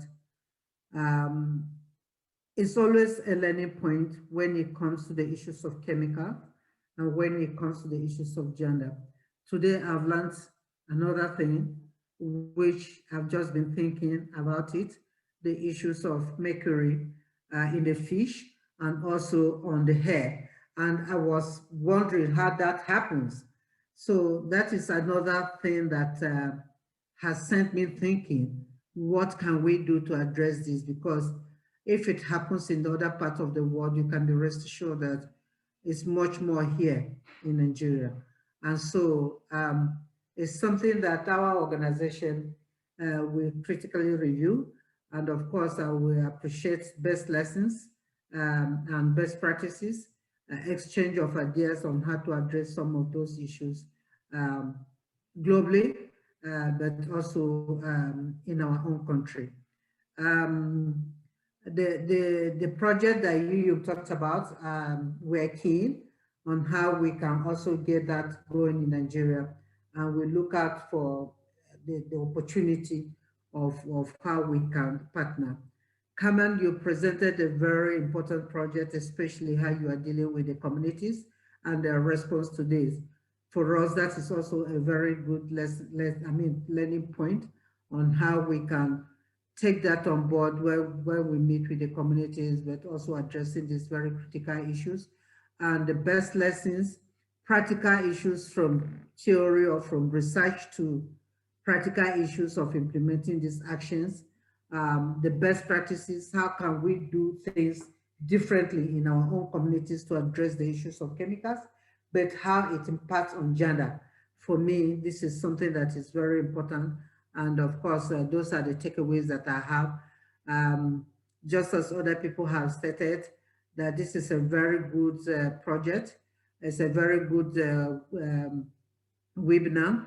And I feel that, you know, when you talk about the issues of chemicals, it's only very few people that understand what you're talking about. So I feel that the number of participants that have joined have also inspired me, because sometimes when you go out and you begin to talk to people about chemicals, they look at you as if you are dumb. You don't know, they don't understand what it means. So you begin to unpack the language for them to understand step by step. So these are some of the critical things that we need to take back home if we really want to do some of those things, especially working in the circular economy on gender issues in Nigeria now has already, given us a wider scope, but also very educative area that we strongly believe that if a lot of organizations such as ours that we are partnered here together can go in, we will be building capacity, but we will also be addressing some critical issues of chemicals and health and its health implications. So I want to thank you all. Thank you, Prof, for your time. You have been here throughout with us. It's not very easy to have someone like you who is very, very busy with a lot of issues tackling left, right, center. But you have found it wise to be with us, and I deeply appreciate, and to all of you that have joined this call, we are very happy and we are glad that you are able to join us. If you have any suggestions or any recommendations of how this can be best organized next, please share it with us, and we will learn from there, because it's also a learning point for some of us. So we will learn. Thank you very much, Sasha, and for all our partners. Thank you. And before I start thanking some of the key people, maybe you can all open your video. We can take a picture together, a screen picture. And I know that there are many other partners here who have not yet spoken, who are amazing experts like Anna Kirilenko of Biome Kyrgyzstan and others who are here with us. So it is wonderful that you have been here with us. The question I think Priscilla just posed to all of us is, why do we know too little about, for example, how the mercury stays in our body? And then, you know, you cut your hair and then you can measure how much mercury you have in all your body, not just in your hair, but how does it get there? And it's not just the mercury which is in our bodies, it's also the POPs. Many of these persistent pesticides stay like mercury, and when you take your hair and you cut it and you do the test like IPEN did, which costs quite expensive, hundreds or thousands of euros, we only start noticing how polluted we are, that we have hundreds of extremely harmful chemicals in our bodies, which we give to our children. But often the parents of these children, which have maybe deformations, they don't know it's coming from the pesticides they're using or the mercury they're using. So it's so important that we do this awareness raising and also to convince our policymakers that we really need to phase out these mercury products and these pesticides because we are polluting our children and our grandchildren, and they will no longer maybe be able to have children or live a healthy life. So that is why we're doing this work. That is why this is also a gender issue. It's about us and it's about the future generations.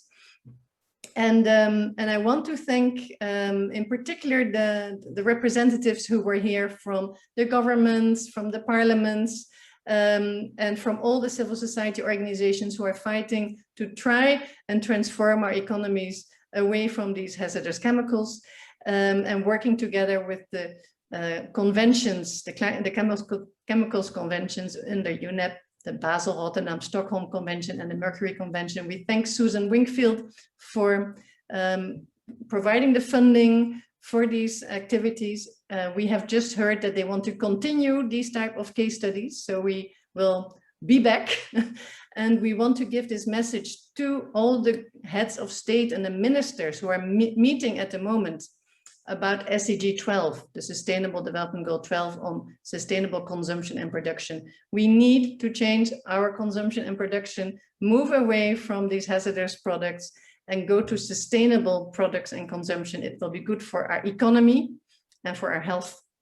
And if you want to know more, we will be sharing with all the participants the link to this recording of the meeting. We will be sharing the reports of all the partners. We have taken pictures, which we can also post on social media. So remain informed. Everybody can do their part. And this is also really a future job opportunity. This is the future. A clean, sustainable consumption and production is the future. We will continue to work for that. And let me now thank the organizers, Priscilla Chakpa, Dr. Priscilla Chakpa and her entire team at WEP, who were the lead organizer, all my colleagues of Women Engaged for a Common Future, in particular, Katerina for the presentation, Bistra and Sanne for organizing. Let me thank all our speakers, Carmen Capriles and her colleagues of Reaction Climatica. And let me thank particularly Mirna and Johan for translating into Spanish. Thank you so much. Let me thank Indira Zakipova and Anna Kirilenko from Biome and from Ecoist, Kyrgyzstan, and also your colleague, Selvi, I think it was, Selby, for the translation into Russian and the excellent work you're doing in your country. Let me thank Yuyun Ismavati and all her colleagues at Nexus Foundation. And have I forgotten something? Let me thank Sarah Brochet of IPEN. And finally, and not last and not least, Professor Aluyu Yaro. Thank you for the great work you're doing with Nesrea in Nigeria. Thank you for working on gender, chemicals and waste. And thank you for staying with us during all the presentation today. I hope I have not forgotten anybody, but if you have any questions, we saw the messages from Gopal, we saw the messages from Faustina. We know that you're interested. We will share this information and let's try to continue working together on this important topic. I wish you all a wonderful day and a very good continuation of the high-level political forum on the Sustainable Development Goals. Is the photo over? Is the photo over? Yes, let's take a photo right now. You can smile and wave. All right. Bye. Thank you, Faustina, for joining. Hi, Sasha. Very nice to see you again. Thank you, Indira. Okay, hold on. Let me take another photo. Okay, okay. Yeah, another photo, another photo. All right. Wonderful. Thanks. Okay, another photo. Yes, another photo. See new people coming. Yeah. All right. I see Damaris. I see Fraser. I'm so happy to see you, Fraser. I'm so happy to see you too, Sasha. Well done, Sasha. Bye. Bye, Sasha. Bye, everybody. Bye, Priscilla. Bye, Sasha. Bye. Bye. Bye, Indira. Bye, everybody. Bye, John. Bye, Anna-Marie. Bye. Bye, Madam. Bye, baby. Muchas gracias, Maria Rene. Oh, she left. Bye, Sasha. Thank you very much for everything. Thank you, Carmen, for your wonderful presentation. And we'll share it. Stan is going to put it together, and then tomorrow we can share the entire recording. Okay. I'll stop the recording now, by the way.